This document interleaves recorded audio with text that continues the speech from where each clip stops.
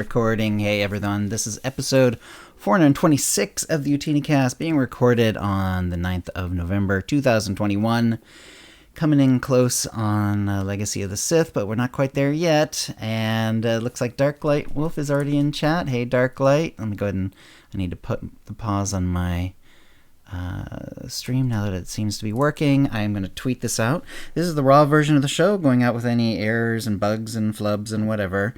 And then we do clean up the audio, and it goes out as a podcast tomorrow. So, let's see. Trench.tv.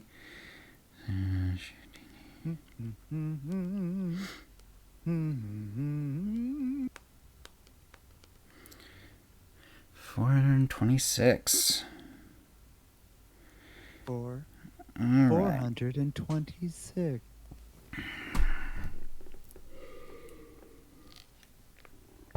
All right, Kitty. So since it's after the top of the hour, we should get going as soon as possible. I see Kitty Treats is in there. Tsunami is here.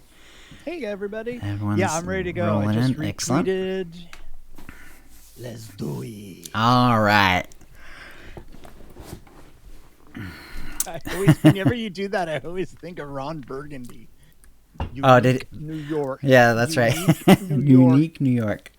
I actually learned, when I did in college and I did some theater, that was one of, I did a variation on that one. It was a popular one going around. You know New York, you need New York, you know you need unique New York. Oh boy. I'm not even going to attempt it. Yeah. I got used to it after a while. All right, so since OBS is ready, the chat looks right, the stream looks right, I think we're ready to go. All right, going in 5. Hi, and welcome to the OotiniCast, the podcast that happens to like nice men. This is episode 426, being recorded on Tuesday, November 9th, 2021. I'm your host, Chill. With me is my co-host, KittyKissz. Hey, Kitty. Hi, Chill. All right, no guests this time. However, I'm pretty sure we're going to have guests next time because it's actually going to be the 10-year anniversary of the OotiniCast.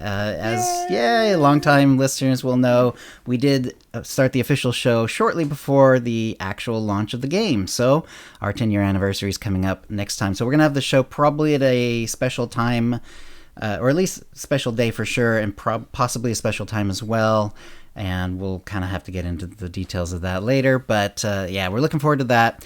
This time, though, plenty of news.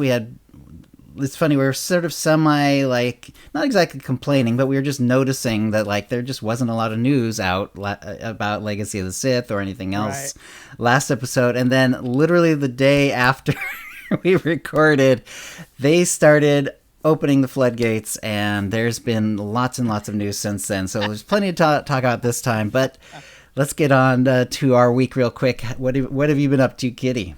I have been playing on Starforge server on my bounty hunter and having a lot of fun playing through it. I just got through Kotfi. Mm-hmm. I'm getting a couple companions back that I wanted. I'm currently getting Blizz because I heart Blizz.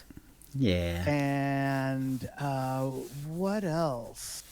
Okay. So this is something that I realized that I really love doing, and that's gearing up my character.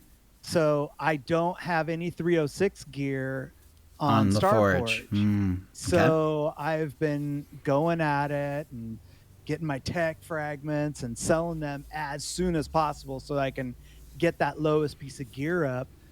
And I've been trucking along. I'm at 288 at the moment. Nice. And I love the chase. I really, really do. Like when I think about it, I'm like, oh, I can't wait to get there. And does this have more?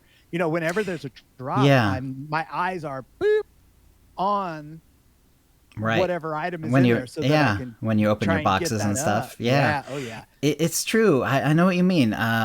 Recently I was doing one character that way. It didn't have to. I was doing this on Satila Shan, but I just did it that way, and it's a very satisfying way to do it. It's not fast, and it's certainly not efficient.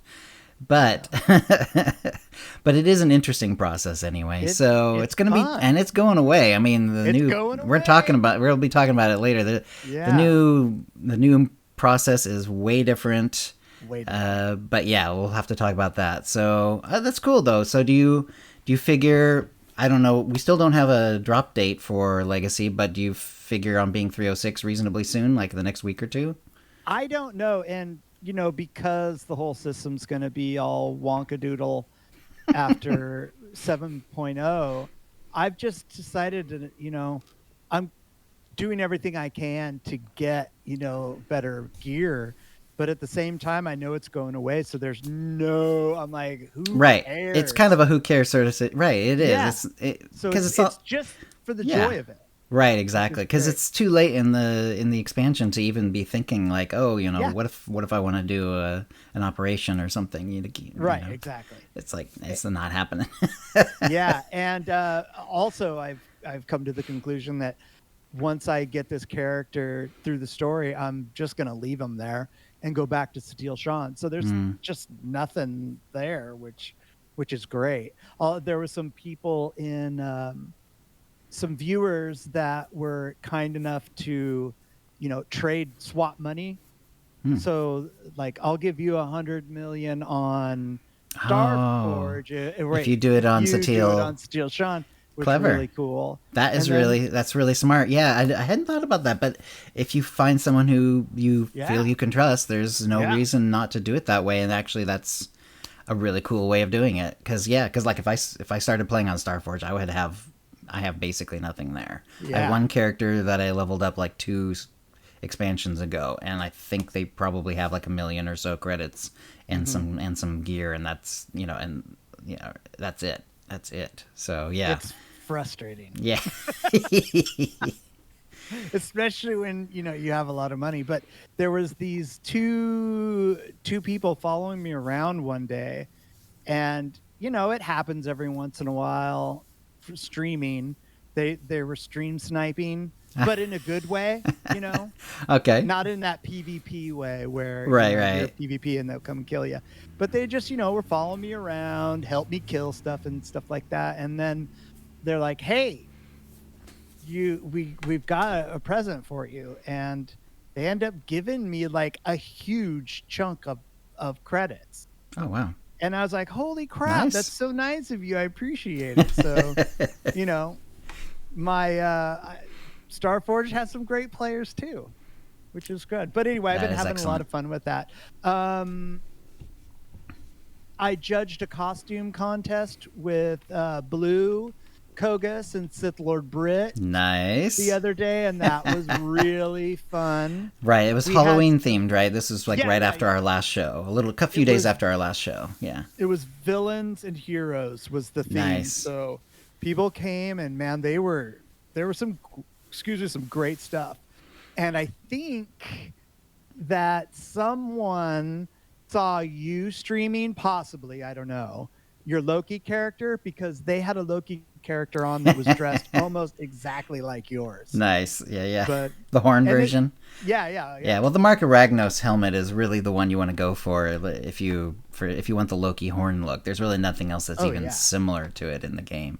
They had the color scheme, that green. Nice. Yeah, the green and the yellow. So yep. I was like, I don't know. Is there maybe they? Well, I right, exactly. I'm sure I've done some cosplays that are sort of unique, but I mean, come on, Loki had its own series recently, right. So I doubt I'm not even going to be like the first 20th Loki, No, not at all. I mean, you only have so many options too, right? But on some of them, people went like real detail on it, and I do a lot of Space Barbie, and so I know a lot of the armor and how it dies and all that stuff. And some people put down some serious credits in that, like right. Just getting the gloves the correct color and all that stuff. But it was really fun. We had a little bit of a snafu with Brit's camera, and it ended up Kogus and me like playing guitar and singing songs to kill time. It was just super fun. and Blue dressed up as like Papa Smurf. Blue. He was like blue. It looked like they dipped him in blue paint, and it was hilarious. It was really, really funny, but it was a great time. It was super, super fun, and a lot of really good prizes were given out, and people did a great job on the costumes. Next is a real life thing that happened. Kitty Treats relocated to Portland. So she now lives near you. Away. Yeah. Aw, that's great. Yeah. You're no longer long distance dating. You're dating. And it's awesome. That is cool. Yeah. She hates to cook, and I cook every meal. So of course, yeah, you're a cook by trade and nature, I believe. Yeah. So, yeah. But that's sweet. We finally nailed down a date for a 12-hour stream. Okay. Kitty Treats and I are going to be doing a dual stream, and this will be for 2,000 followers on the channel. And It's going to be on Thanksgiving Day, Thursday, November 25th. More info to come, and that'll be on the social media and all that good stuff. 12 hours. That's a long stream. Yeah. Oh, boy. We've already talked about how, at our age, we don't want to do a 24-hour stream, like, no matter what. It's like, yeah. 12 is the new 24. 12 is the new 20. Yeah, exactly. Yeah. But that's about it for me, Chill. What's going on in chat? All right. Let's see. Let me... hang on a sec. Oh, you know what? I forgot that if I do it this way, I actually don't have the little thing. All right. 1 second while I pull this up. All right. Let me pull up. This will just take a second. We're vamping here. It's going to make me do that again. And here we go. All right. So 152... I've got it, thanks. 152 Dominoes in the chat. Cryos Light, Dark Light Wolf, 1138 Dexers, Droop Dog, Dura Regi, I Am Socks, Immortalized Love, KC Sports Fan 76, Kitty Treats is here, Nanders, Predakills, Squishy Twitchy, and Tsunami Safari are all here. Hey everyone. All right, and if I'm hopefully the list is okay because I did it so recently. It's possible I missed some people. But, all right, so let's see what we did here this last couple weeks.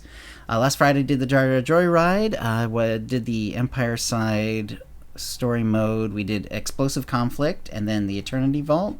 Both 8-man. I did it on Loki. There was already 2 tanks, so I just did it on Loki. He already had really good gear. So I did it as a Madness Assassin, and damage felt good.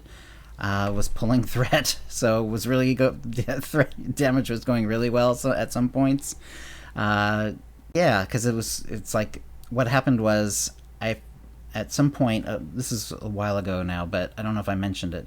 I had like an old main at from the beginning of Onslaught, and I had augmented out her kit and everything else, but she was a backstab specialist. Not a Madness. So I hadn't actually checked her gear, but it turns out that they use the same Backstabbers and the Madness. They're both using Death Knell. That's like that's the best one, which is kind of a shame in some ways. I'm hoping that in the expansion that both of those specs get something that's a little more specific to their specs, because Death Knell, it's perfectly viable, and I see where it works, but it has to do with you have this 1.5 minute cooldown, and it has different names on the Jedi and Empire side, but basically it gives you a couple of free crits, basically. And this one basically pumps that up. It's like you get some free crits, and when you crit, you do more damage for a little while. And it's fine. It's just it has nothing to do with your backstabbing skills, and it has nothing to do with your madness skills. It just has to do with this one damage cooldown that comes up every couple of minutes. So there's nothing wrong with it exactly, but it's like it's not very specific to the. I prefer sets that actually change up how the character plays just a little bit. Like even if it's just creates a little reset. Yeah, cool. Change lower when you crit with blah, the cooldown of your other ability goes blah. That sort of thing. Just anything that sort of makes the spec play a little differently, I think is fine. This one does not. It's just like, well, you've got your cooldown, and when you use it, you're going to do more damage with it, and you're also going to do more damage after because you get this lingering buff effect. So anyway, because of that, this older character had 306 gear with augments and everything, so I threw it on Loki, and yeah, it works great. Bada bing!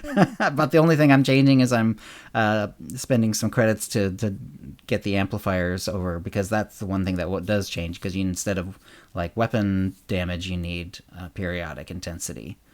Did you buy those?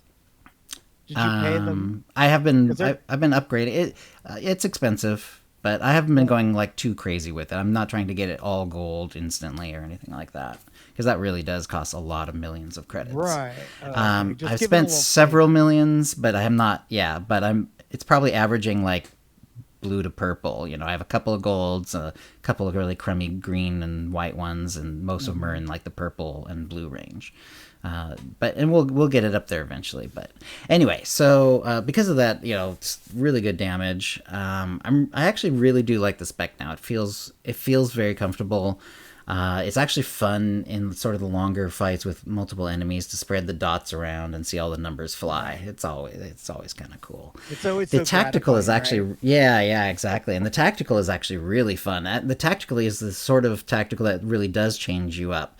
I have the tactical where one of the two main dots that you actively have to put on someone when you do a melee attack, then you have a chance to make it proc one of its ticks automatically.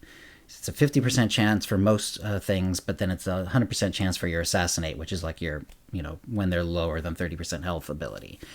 Ooh. And so you get like all these extra ticks, and it's for any melee attack. So if you use like, your freebie attack as an assassin actually is a triple melee attack. Boom, right. Boom, boom. So it actually has 3 chances to proc. So it sometimes procs multiple ticks. Yeah, and I've confirmed that it works, because you also have the buff from your death field, or debuff really from the death field, that actually like the next 15 periodic ticks do more damage, and you can watch that number go down as the ticks happen. And so when you put that little freebie attack and it hits 3 times, sometimes it goes boop, boop, boop, boop, and it goes like 5, 4, 3, 2. So it's like, and sometimes it doesn't, because it's only a 50% chance. So it's on average 1.5 ticks per free attack, and sometimes you're actually like double proccing your periodic effect like multiple times with a free ability. Also, though, like once you spread the damage, then your AoE is also considered a melee attack, and that procs 50% of the time on everyone. On multiple targets? Yeah, on multiple targets. Oh, wow. You see all these numbers fly. It's a really nice tactical. I'm hoping that it or something very like it stays in the expansion. We don't know yet, though. I always hate it when you're trying to get your dots off, and then by the time you've got your dots on target or targets, and then you try to spread it, they die. Yes. So that you can't. It's just like, I gotta get it in there. Exactly. That's the mini game for me, for sure. It's like, try to get that spread attack before they drop dead. And I try to do it in different sequences. I try to like figure a way to fit it in there, but sometimes they just die. Yeah, you get the crits, and then they just flop over dead, and yeah, so that was fun. We actually did really well. Explosive conflict, I think I don't think we, I know some people died. I think we one shot basically everything. We might have, gosh, did we? I don't remember wiping at all, but we might have, we might have wiped like once, but we went through it really fast. And then same with Eternity Vault, of course. We didn't wipe on Eternity Vault, but we had one of those resets on the second to last boss. Right. Yeah, because one person had made a mistake and ended up like resetting their guy, and then when you've got the debuff already, and then they reset, and it's like you can't do any damage to him, and then it times out. But that wasn't a big deal, and no one actually died. Yeah, it just happened. Exactly. It's just because it's really easy to do, because if you accidentally heal like anyone around you, if you accidentally do any damage to anyone besides your target, it really messes things up. Right. It's a very unforgiving boss mechanic. Oh yeah. So anyway, beyond that, Loki is going through Kotfi. In fact, he just finished Kotfi yesterday. He's about to start Kotet. We're around the same spot. When I rated you yesterday, I'm like, oh man, I just did this today. Yeah. So let's see. Immortalized Love said, yeah, we got through it without much of a problem. Yeah, there we go. Also says, if we were to play an expansion in vet mode, what stats would you recommend for the chamber, for the character in veteran mode? So I mean like the chapters in veteran mode? I would go to like a Volk type guide and do like a PVE, like an operation style one, because it's basically the same. You'll need the same sort of accuracy, for instance, in an operation as you would for like a chapter, because it's all PVE. You just need to have decent gear. I would say 306 if you're doing veterans, though, because it has some really tough. It has some tough fights. You don't want to be like still gearing up when you're trying veterans. You could try it as a stretch goal sort of thing, but if you're trying to actually get through it with any sort of reasonable chance of doing it, then yeah, you want to have good gear. Also, you want to have your companion up at least level 15 for veteran mode. Yeah. That'll save you a lot of headaches. Right. And if you're doing one of those chapters with like the one-off companions, like Empress Asina, then try to bring some of the gifts that they like and level them up a little bit. Luxury. At least a little bit. She likes luxury. She likes luxury? Okay, cool. I did try the test server several times over the last couple weeks. I did it basically on a Madness Assassin because that's what Loki is, so it's sort of fresh in my mind. The legendary items, we'll talk about more about what that is. It's basically the replacement for the set bonuses. They weren't marked, or maybe they weren't working. So I could not tell if I was actually getting any sort of a bonus on those. So I don't know about those. But the overall, they felt okay overall. You're definitely, it's like the other classes. They are making it so you're forced to choose between like certain utilities and certain like sort of mostly secondary abilities. Like most of the damage ones are there, and it's like then you're gonna have to choose, and you're gonna lose out on a couple of abilities that you have right now, but you are gonna be forced to choose between mostly in the expansion. So feels okay. It's one of those things that hopefully they'll be able to balance it, for PvP and stuff like that, which I think it's going to be the harder of them to balance with this sort of thing, but maybe I'm wrong. There's also some defensive cooldowns that come up with these, so there's definitely going to be some operation potentials for difficulties there for balancing too, especially for like tanks and stuff like that. If some of those tanks, some of those choices for tanks were going to be really painful. I guess though you can switch between them. So like if maybe in one fight you're doing maybe in one fight you're using this one, another fight you're using one because maybe the cooldown it works better against the boss mechanics, or you have ads and you need a different cooldown versus the ads, stuff like that. But and then anyway. you can just have those locked into your loadout. And boop. Right. Off you go. Yep. But yeah, so anyway, it's been fun. I'm actually really enjoying the Madness Assassin, so it's been a lot of fun. Let's go on into the tip of the week. We each have one for them, so Kitty, go ahead and give them your tip of the week. Okay, so this is a tip of the week that's only going to last for a certain amount of time, because we all know that amplifiers are going away in 7.0. Now, I have an influence set, which is good for gift giving for your companions. So if you have that influence set, I would definitely get those companions up to level 50 that you want to get up to level 50 before it starts. I don't know if they're going to have who knows what they're going to have in replace of the amplifiers, or if they're going to reintroduce amplifiers or whatever. We don't know what's going on, but those outfits really can help, especially when you're doing a bulk load of companion gifts. So use them up now if you're looking for an excuse to level up your companions and you have an amplifier set. Get it going. Okay. All right. Let's see. For my tip is also sort of focused on, or my tip is focused on the expansion. So if you're an alt lover like I am and like Kitty is, you probably have like multiple champs that you've gotten to end game, and then you also bothered to give them the 306 gear because you just have been stashing it in storage, and then you just throw it on them when they hit 75. Yep. So consider going through them and pulling all of those lovely 306 pieces out and disintegrating them for the embers and the tech points.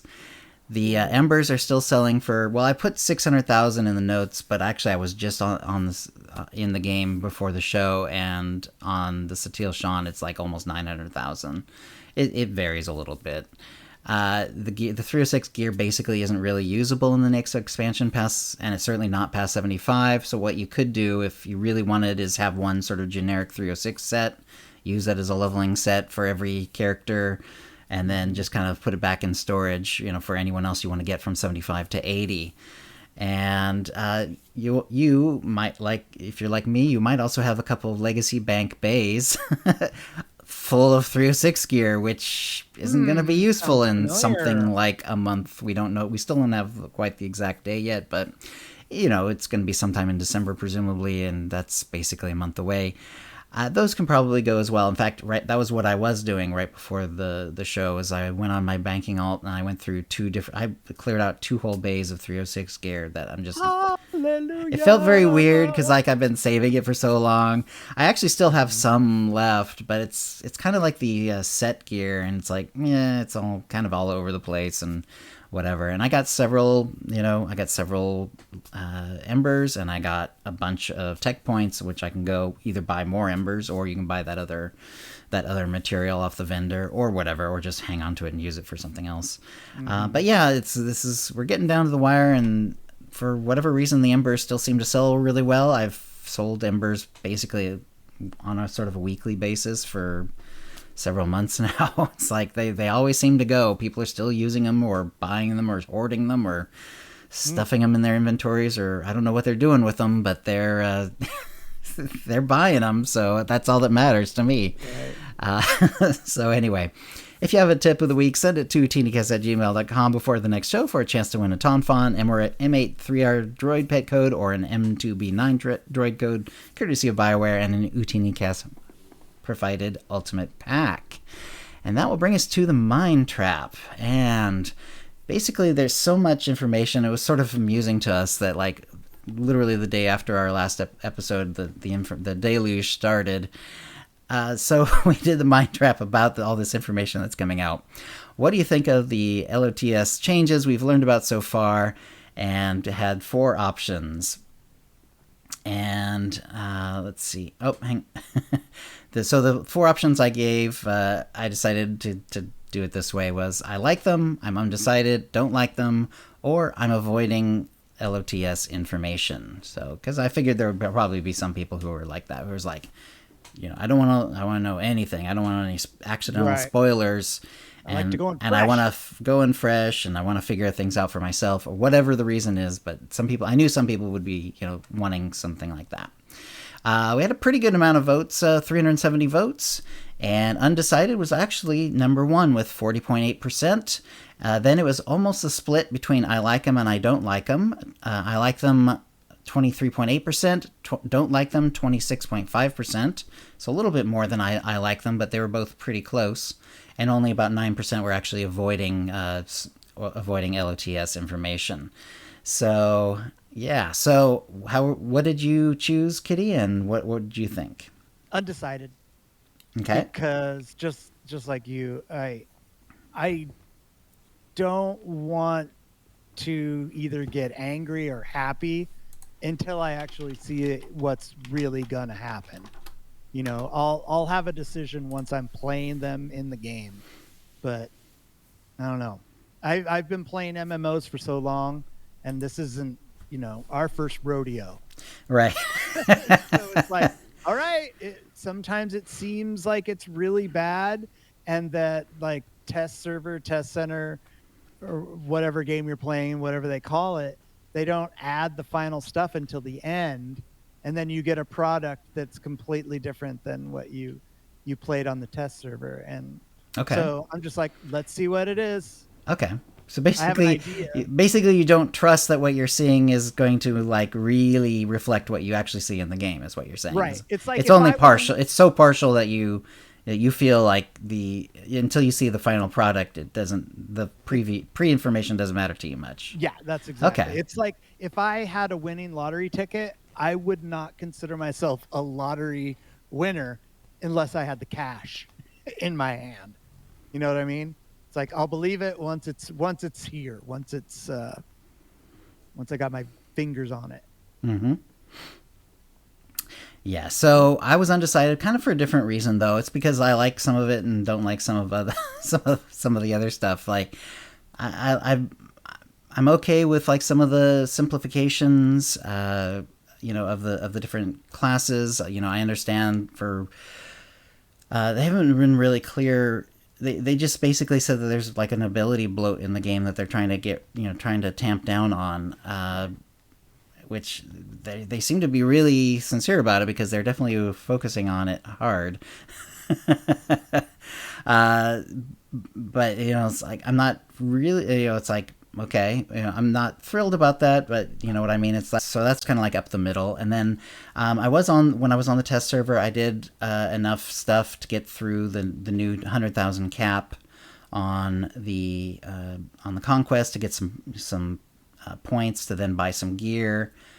That seemed interesting. It was like if you finish conquest on one person, you can kind of almost, but not quite, get like a opening set of gear, like the one from the vendor that you can then trade in for slightly higher. Because what's happening is you're getting like you get some points and then you turn them in. You get like one set of gear at one specific set point, and then you have to trade it up in every slot, and it only goes up by 2 points every time you trade up.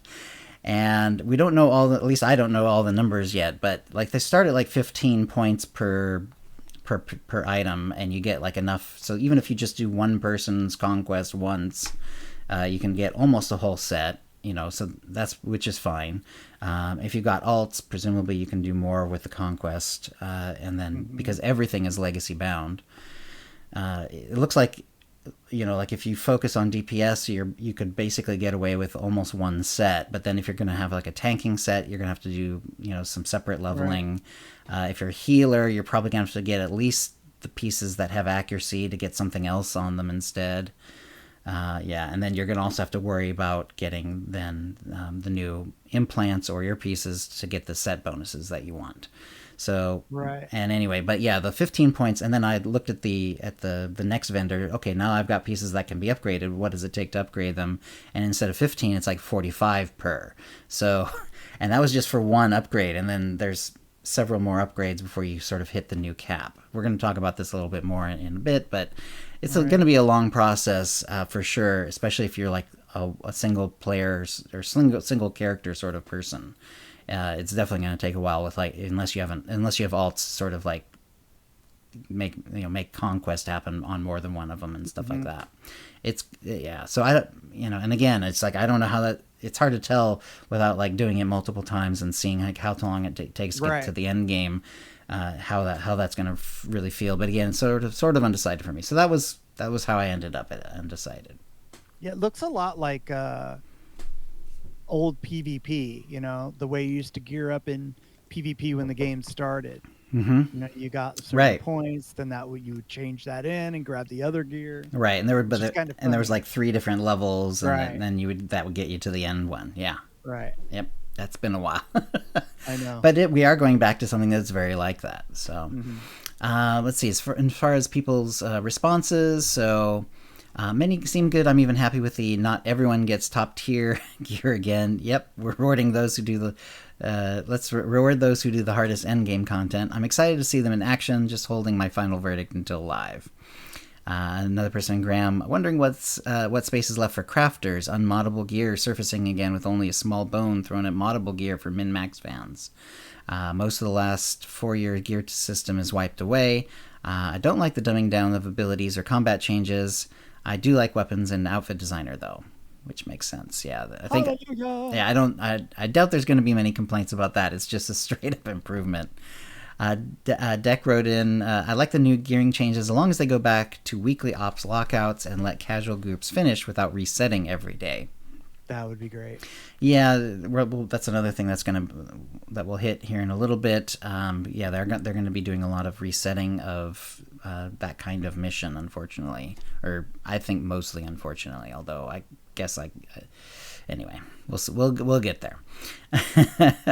Another one wrote, I'm really unsure about the stuff with eye level, but I could run a master mode right now on my Shadow, and I'm unsure if I know any of the operations well enough for veteran.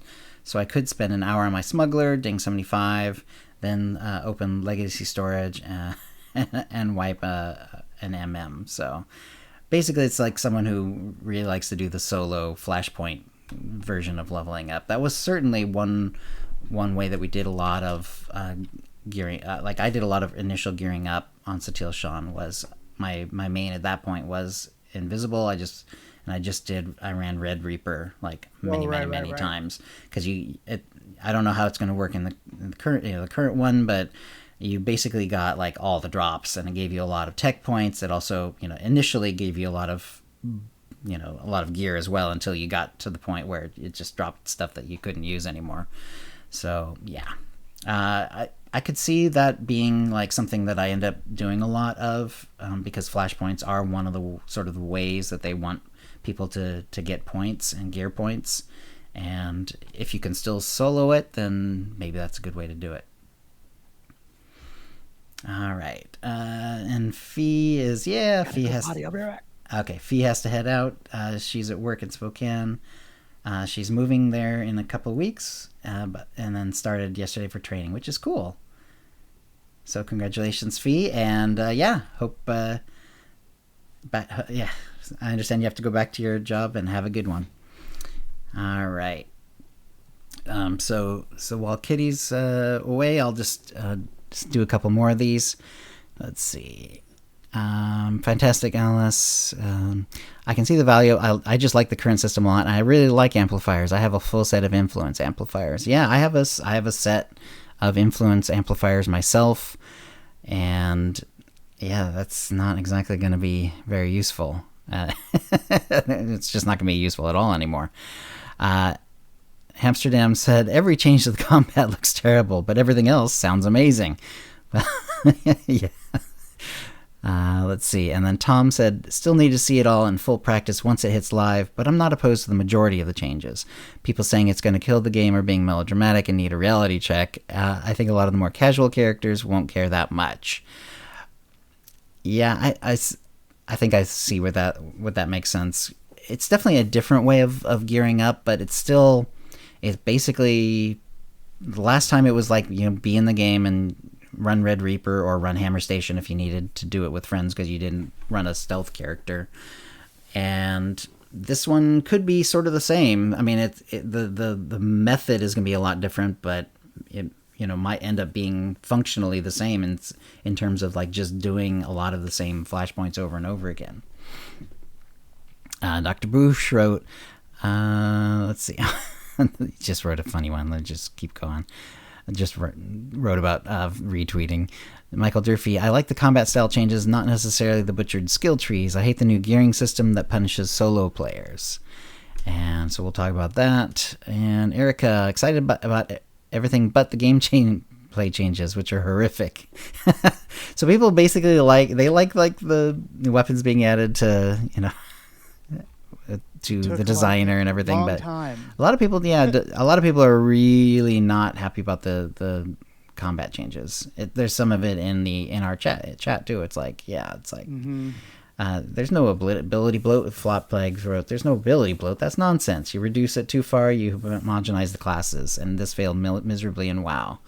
Why they're repeating this makes little sense. So yeah, and Floplag feels kind of like you, undecided, can't say it till it's all together. Some good, some not. So, which interesting. I would say it's hopefully they're gonna, be able to give more information before that sort of for the people who are, going to make some sort of decision one way or the other before it drops, and not just wait until it actually drops. Obviously, everyone sort of does that to a degree, but yeah, hopefully they can give us some more information that will make more people happy. Because like right now, that's the numbers. And again, this is a self-selecting Twitter survey, but with almost 400 people, it's a pretty good amount. Right. Lots of undecideds, and then split between the positive and the negative. That's not exactly a super great set of numbers to me. No. Hopefully, like I say, hopefully it'll get more exciting for people as things go on, and we see, okay, well, this is going to be cool, and that's going to be cool, and Right. maybe once like the new operation shows up on the test server and stuff like that, people will be a little bit more excited. And people are just generally usually uncomfortable with change, True. whether it be good or not. Yeah, and on the test server, it was like you're basically, if you're doing, unless you were doing like flashpoints and some of the older operations and stuff, if you're doing solo stuff, you're just doing like your Onderon is basically you're dumped onto Onderon, or you could go and do Circa or whatever the other ones you wanted to do. But it's not like there's new stories to see, because they're holding all the story back. And of course, that's one of the more interesting things about any expansion, is seeing the new stuff that's happening. Especially where they left it. I'm like, give me that story. Yeah, right. It's true. All right. So going on to the holo feed. So we're into the news. We'll start off light. The in-game events for November just dropped. We actually did have the swoop rally that just wrapped up. Yep. And definitely saw some people, with different at the swoop. There's like the vendors on the fleet as well for the swoop things when it's there, and some people were like buying stuff, so yeah, that was definitely going. Rakghoul Resurgence on Corellia, that's from the 16th to the 23rd. And so once again, Rakghouls on Corellia, usually in the Giardia Joyride, we'll end up going and doing the boss there, so I'm looking forward to that. And then get your Loken. Yep. And then after that will be Relics of the Gree. That's going to be November 30th to December 7th. And so the Gree one will be back, and we often do that one as well. I mean, Yeah. Do the Gree one when it's available. I love the way that those Gree look. In Star It is a Wars, very cool look. There's a lot of characters that are just a dude with a mask on. But these guys look hard sci-fi. It's true. That. Yeah, both. Oh, okay, yeah. I agree. For a second though, I thought you were talking about like the Gree like look, like their technology look, and the gear you get and stuff like that. Oh, I was talking about the and Gree I love that themselves. too. But the Gree themselves, yeah, they're very different, like with the tentacle instead of feet and everything else. Yeah, and I like the aesthetic of the look. Just the Gree ship that's out in Ilum and all that sort of stuff, but also the gear you get, which has that was some of the earliest game in the gear in the game that had like little bits of lighting in the gear itself and stuff like that.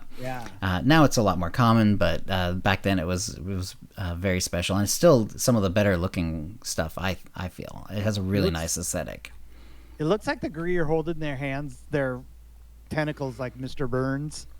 Like a T-Rex. I just noticed that. They do sort of like, they sort of curl over, don't they? I always call that T-Rexing. Right. When I see someone walking around, or I catch myself walking around like that.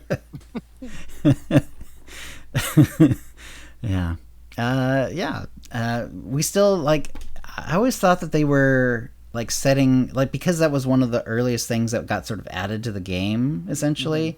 The Gree event was sort of added pretty shortly after the actual game itself dropped. I always thought it was sort of setting up some of the story, but we haven't really seen any of that. Like, because the Gree are like this really powerful race that sort of left the galaxy and have come now back, or started to. Right. I always assumed that at some point there would be an invasion that they would do, or they'd be sending someone else to sort of, like mop up everyone, or something like that. But we haven't seen anything like that. It's gone completely other directions. It can still do it, obviously, but it just hasn't yet. I like when they sparkle the Gree tech, like in Coruscant. That the Gree were the one that set the foundation for the city Yes. and got all that stuff working. And Right, and you have to do that whole pretty cool. side Yeah. mission thing for The about the works Gree. and stuff. Yeah, and then you get some sort of title like red triangle Red or whatever. parallel. Red parallel, whatever the heck you get. It's Purple always parallel. color and then geometry. Right. All right. There's also a video from SWTOR. This is definitely to prep for the new expansion. It's from creative director Charles Boyd. It's called The Story So Far. And basically, Charles Boyd just puts it out, just says, like, here's the timeline. Doesn't get too specific with, like, dates. So if you're looking for, like, the exact amount of time between all of these, you know, this is not necessarily the place to go. But it does have, like, what happens sort of canonically in each of these sections. And then and then they also did put out a written version, and the written version is in our show notes as well.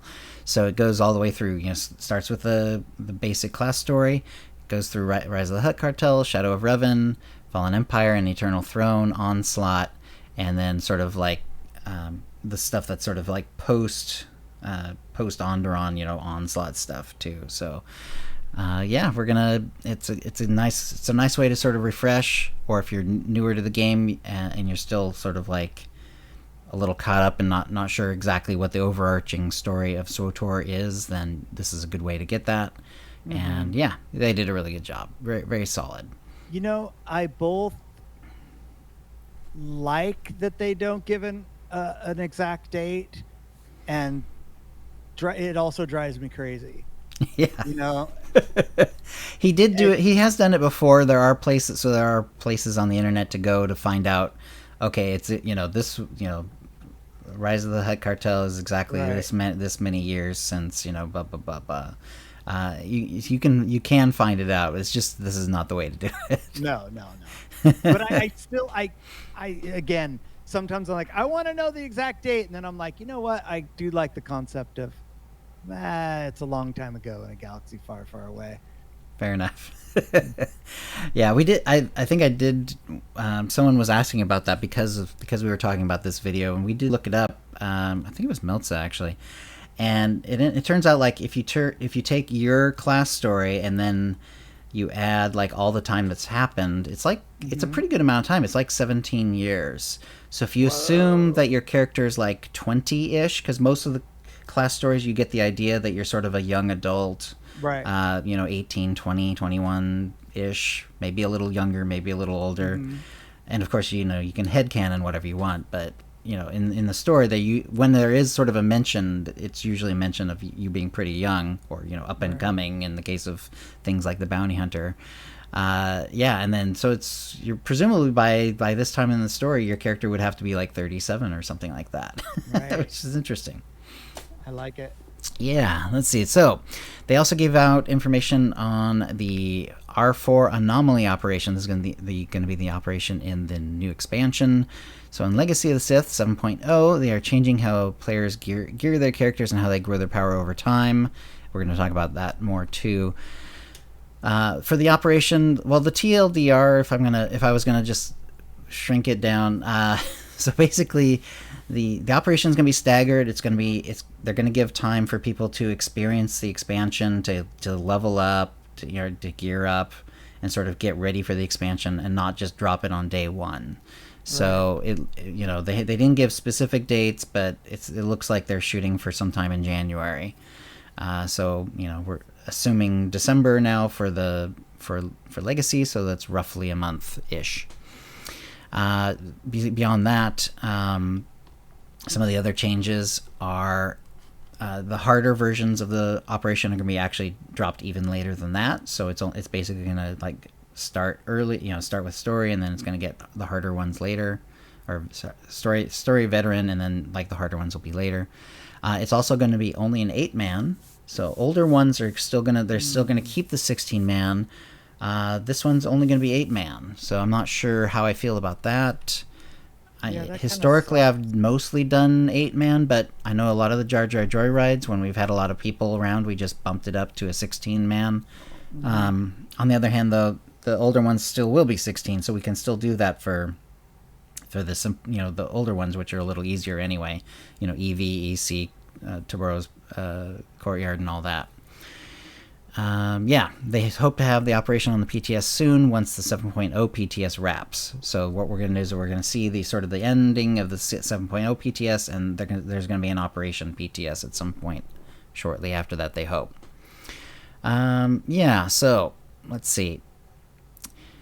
The R4 anomaly, where an obscure Sith cult harvests technology from an ancient weapon of terrifying power. So it sounds, a lot of times, because not everyone does the operations, they try to keep the operations to these interesting sort of side mission or side stories. Like, it's hard to make them part of the sort of the main part of the story, because if they did that, then the people who don't do operations would just never get to see that story at all. Yeah. So it's usually something that's unusual. So in the case of like the Onderon in the Onslaught, we had Onderon, and then Zerka was doing something funny on Onderon's moon, which is like right next door. But it's not. Of course, it's Zerka. But it's not necessarily something that you necessarily had to see to sort of experience like what was going on in the wider galaxy. But it is sort of like this interesting thing that you could experience. So.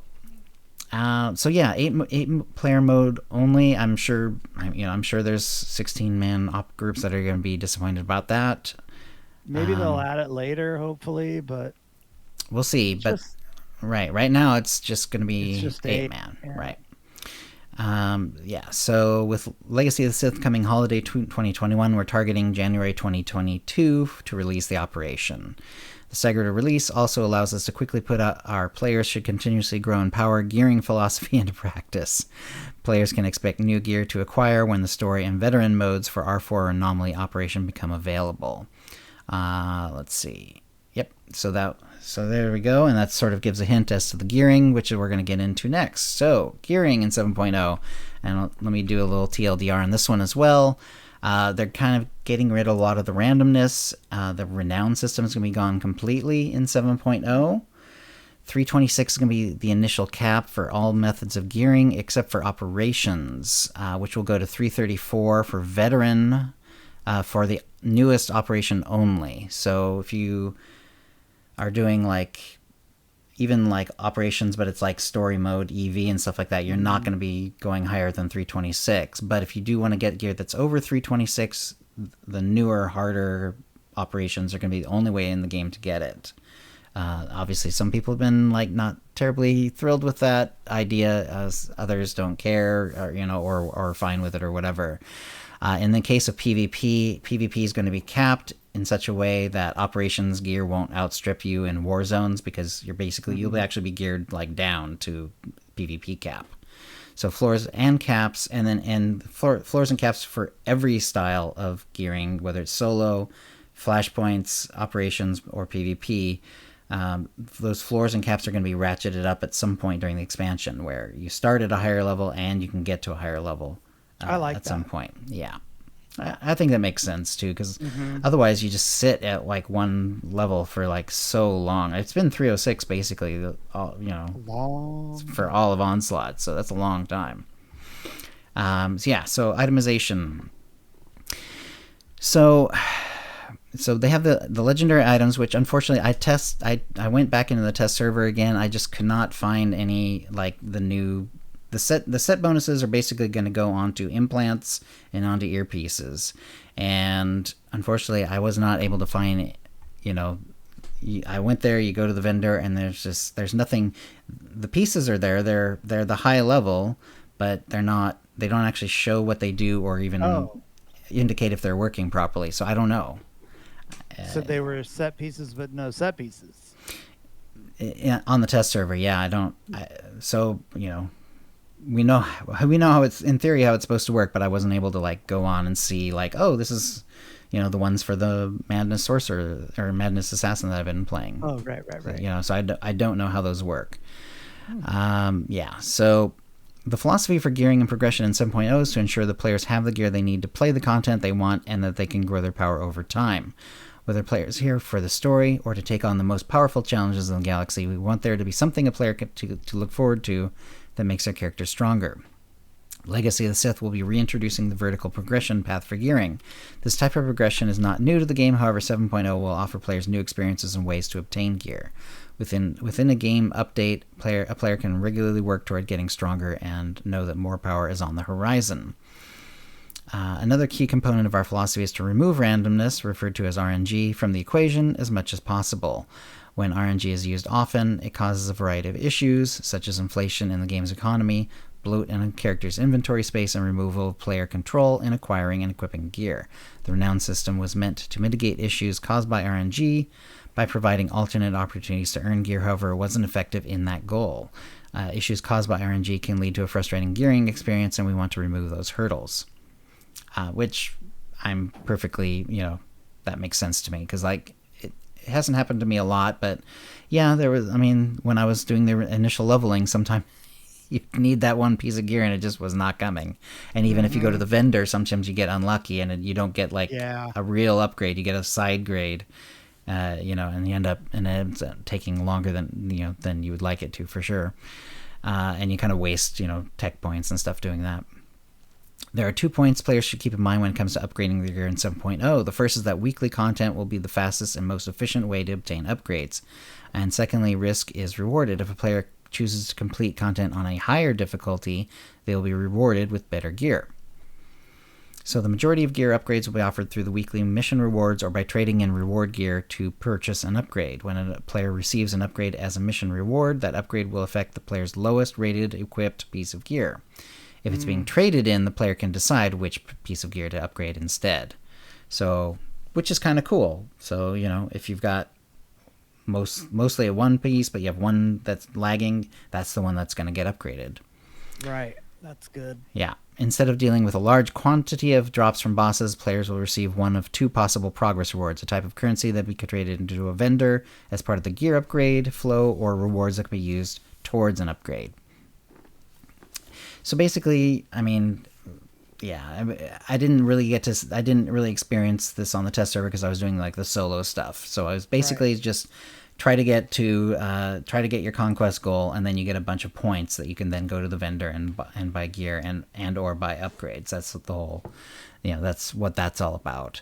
So I didn't get to see the, dropping the, something that's better than your lowest or anything like that. But in theory, that makes sense. Yeah. And it's true that we've got an awful lot of drops from bosses, and you have to destroy a whole hell of a lot of them to get, enough tech points to actually get an upgrade. So that'll be nice, because there'll be a little bit less inventory clog as well. Let's see. So, as mentioned above, RNG and the RNG associated with the Renown system did not have a significant positive impact on the experience of the player. To support our philosophy about RNG, we're removing Renown and nearly all RNG in the 7.0 expansion. Dun, dun, dun. Yeah, actually, that was one of the things I noticed about the Conquest was it took a long time. Not only because it was doubled the points, which by itself obviously is a huge difference, but also there's a lot of things that I'm used to getting conquest points for that you weren't. So if there's no renown, because there's no renown, you're not getting conquest points for the renown, because that's repeatable. So that's a lot of, and it adds up to a lot. It adds up to a lot. Like you may not realize it, but if you're getting a lot of points towards your conquest from getting renown levels, and also simple things, the first time you give a gift to a character and stuff like that. I didn't do a thorough search to see which one of those sort of things they're keeping, but basically anything that's renown related is gone. They're also removing experience from getting conquest points too. So for example, my banking alt, who is now max level, was not for a long time because there wasn't really any real need for her to be max level. I did barely enough leveling to get her so she could send out 8 people. And then I just put her in, and then I just left her in in my stronghold. But now she's 75 because, of course, it naturally happens. You log in, you send out missions, you get stuff back, you can do the redecoration thing real quick, stuff like that. So, and just over time, it gets real fast. You get up there, and some of that's going to be gone. And so you're not going to be able to gain extra leveling experience from Conquest, apparently. Let's see. Furthering our efforts to build a fulfilling experience, we'll be featuring different content on a weekly basis. In 7.0, the content will rotate on a schedule to prevent farming of one specific piece of content, which has a negative effect on a player's overall experience. So, for example, a group finder will only feature a limited set of flashpoints and story operations each week. Players who queue for this random set will earn a guaranteed upgrade to their lowest equipped gear. As the group finder reward. Players can run the content multiple times per week, but the guaranteed upgrade mission reward will only be rewarded for the first 3 runs. Beyond that, players will receive currency that can be used towards upgrades. So basically, it's like Hammer Station. Right. Yeah. Right. So you can do that, but it's not going to be, it's not going to work quite the same or quite as well. We'll have to see, like, do the bosses drop enough stuff that you can actually solo it, or the fact that you're not going to get the group finder rewards, is that going to be so much of a detriment that just soloing it just isn't worth it, and you should just queue up? I don't know. Right. We'll have to see whether how that works. So there you go. Let's expand on what's known as the gearing ceiling. New and more powerful gear will be released with each new major update, but game balance will remain the same throughout 7.0 patches.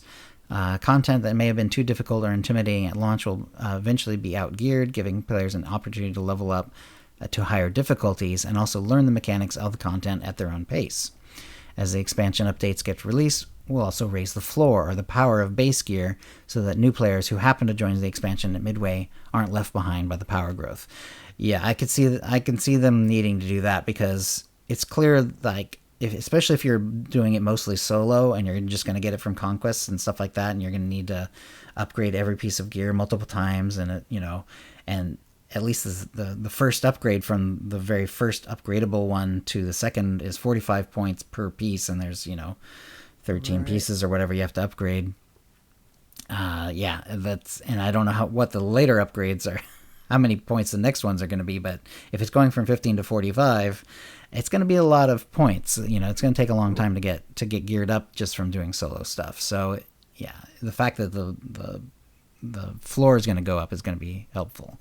Yeah, I like that, because being stuck at 306 and knowing that we're stuck at 306, it gets old. But then being able to go, okay, here's this new set of gear that's now available, who knows, like 5 months down the road, it's going to be kind of cool. Right. Yeah. It won't be like, end of the expansion. We're, right. So started at 306, end at 306. That's not going to happen this time. So it's their Windows 10. So players will start earning gear with a 308 to 318 item rating from level 70 to 79. In 7.0, once a player reaches level 80, then the base progression gear reward will be item rating 320. And then you can be upgraded to 326. So basically, you're gonna, you get, once you get all your 320s, and that's, like I said, even if I did a full conquest, you're not going to get a full set of 320 gear, but you'll get most of it. But then, like, every piece is like 3 times as expensive, for the next, and then there's going to be 2 upgrades after that. So you go from 320, 322, 324, and then 326. So that's the base gear, and then 3 sets of upgrades. That's going to be quite a bit. That's a lot. Yeah, I definitely think, like, the people who are going to be doing it fastest are going to not just be doing, like, solo stuff. I mean, unless they have, like, tons of alts and they're willing to just, get conquest on every last one of them, and that'll help, because it is all legacy gear. So it also depends on, like we mentioned earlier, like, if you can just get one set of DPS gear, because it's not set bonus anymore, so you can just have one piece of set, or one set of DPS gear, and just throw it along among all your characters, and that will work just fine for the most part. And then the implants and earpieces you need to worry about, because you need the set bonuses for your particular class. There'll be a tacticals presumably at some point as well. Yeah, but everything else is legacy, so you can just over your whole legacy. But like I said, but unless you're a tank or unless you're a healer and you don't need accuracy and stuff like that. So nearly all gear that is rewarded and upgraded will be static and non-moddable, and it certainly was on the test server, to allow for a more convenient upgrade path for the player. Unfortunately, this of course means that like crafting is like I haven't seen any real crafting on, but I can't imagine there's gonna be a lot of great ways to craft stuff. But we'll see. Maybe they'll allow like 320 gear to be crafted. I don't know. Even that would be nice, because that would take away like, you know, one chunk of gear that you need to get, even if it's the relatively cheap stuff. Access to a moddable gear vendor will be granted at item 334, with the highest possible gear rating attainable in a major game update. So players will still be able to use moddable gear, but this type of gear is not required for players to be effective in any content in the game. Access to a moddable gear vendor will be granted at item rating 334, which is the highest possible tier gear rating, which is unfortunate because that's more than the 326 you can get from solo stuff, from flashpoints, and from PvP. 334 would only be high-end operations. There's going to be a lot of more operation players, I bet. Right. Yep. You may be wondering how aspects of customization other than mods are impacted. In short, amplifiers did not add value to the player experience, so we're removing the system from the game. We are reevaluating how to handle stat customization post 7.0, which may include bringing back amplifiers in a different form. This evaluation will take into consideration the behaviors we see in-game and player feedback. So that is interesting. So amplifiers going away. This is why Kitty's thing is, like, if you have gear with influence in it, you may want to consider giving out gifts now while it still works. So it's possible that amplifiers or their bonuses come back in some form, but they doesn't sound like it's going to be happening like at launch. So it's going to go away at least for a while, and then we'll have to see. Yeah, I don't know. Is that going to make the content more difficult? I don't know. Possible, because certainly, like, if you have a kitted out set of amplifiers and that's geared for your particular class, it's a nice chunk of extra damage for sure. It is, yeah. Yeah, I always said, and I even, when we did a interview with Musco, I even suggested it. This is like a year and a half ago. I always wish that the really low level gear had really cheap amplifier changes, so that people could try it and get used to it, because really it's like, at level 50 and 60 gear, which you're only going to have for a few levels anyway, and then it's going to go away, you're never going to keep it. The amplifiers are still, changing an amplifier is still multiple thousands of credits. It's it gets really expensive really fast, and it's really nothing and therefore you just kind of don't even touch the amplifiers until endgame, with rare exceptions, like when I was making my influencer set. I actually used the minimum level mods. I actually used level 8 mods because changing those is the cheapest, and also it means the set is also usable at low level. But anyway, that hardly matters now. Anyway, so it's a good idea though, and that would have, people would have experimented more, because once you get to 75 and your 306 gear, not a lot of people can afford to do that. But if they've had experience doing it before, it might be like, okay, I know how to do this now. I don't have to potentially waste a bunch of money trying to figure the system out. Yeah, exactly. So we'll see what they do with amplifiers. Maybe it'll be like one big amplifier. You know what I mean? It'll be like you can go for one big amplifier, because it's it's like however many pieces times about 2%. It's a lot of extra damage. It really is. Anyway, so yeah, they're gonna look at 7.0, including let's see. As we stated above, we're taking a closer look how to handle stat customization going forward, including improving the interaction between stat customization and other systems like crafting. They also did say that the existing augments at 7.0 they're going to keep at launch. For the time being, existing augments and augmentation kits will still be usable on 7.0 gear, which makes sense because you've always kind of been able to do that anyway. Like Right. use the lower level augments if you wanted to on a higher level piece of gear. It'd be weird if they stopped making that work. Yeah. So flashpoints, running a random featured flashpoint via group finder each week. This is, using sort of the formal method that they want you to use, essentially. Will yield a guaranteed upgrade to the player's lowest equipped slot unless the player is already equipped with fully upgraded gear.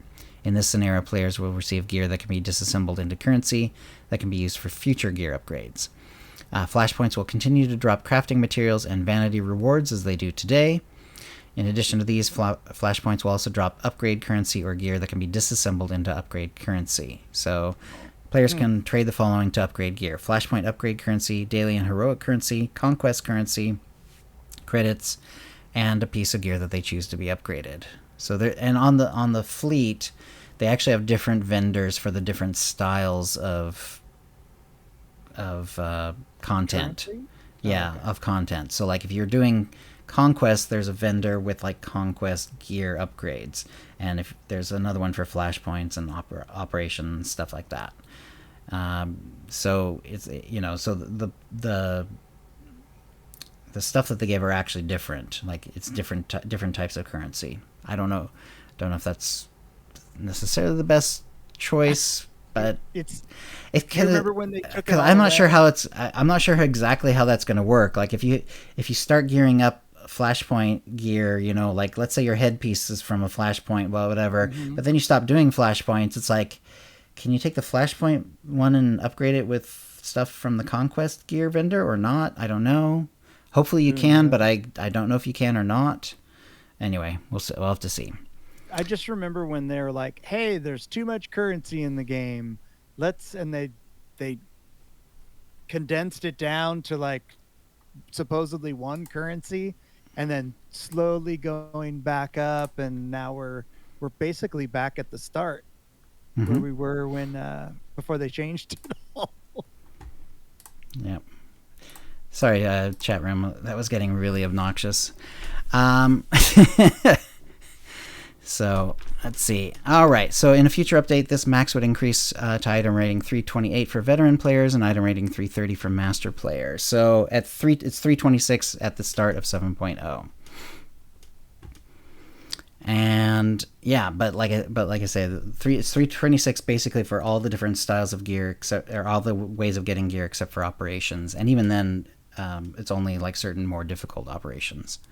Conquests. So if you wish to do solo only experience, we'll mostly upgrade gear by completing personal conquests using example numbers above. If the base item rating is 320, upgrading via conquest can get players to a max item rating of 326. In a future update, this would increase item rating to 330 for conquest players. PvP. The PvP gearing structure is similar to flashpoints.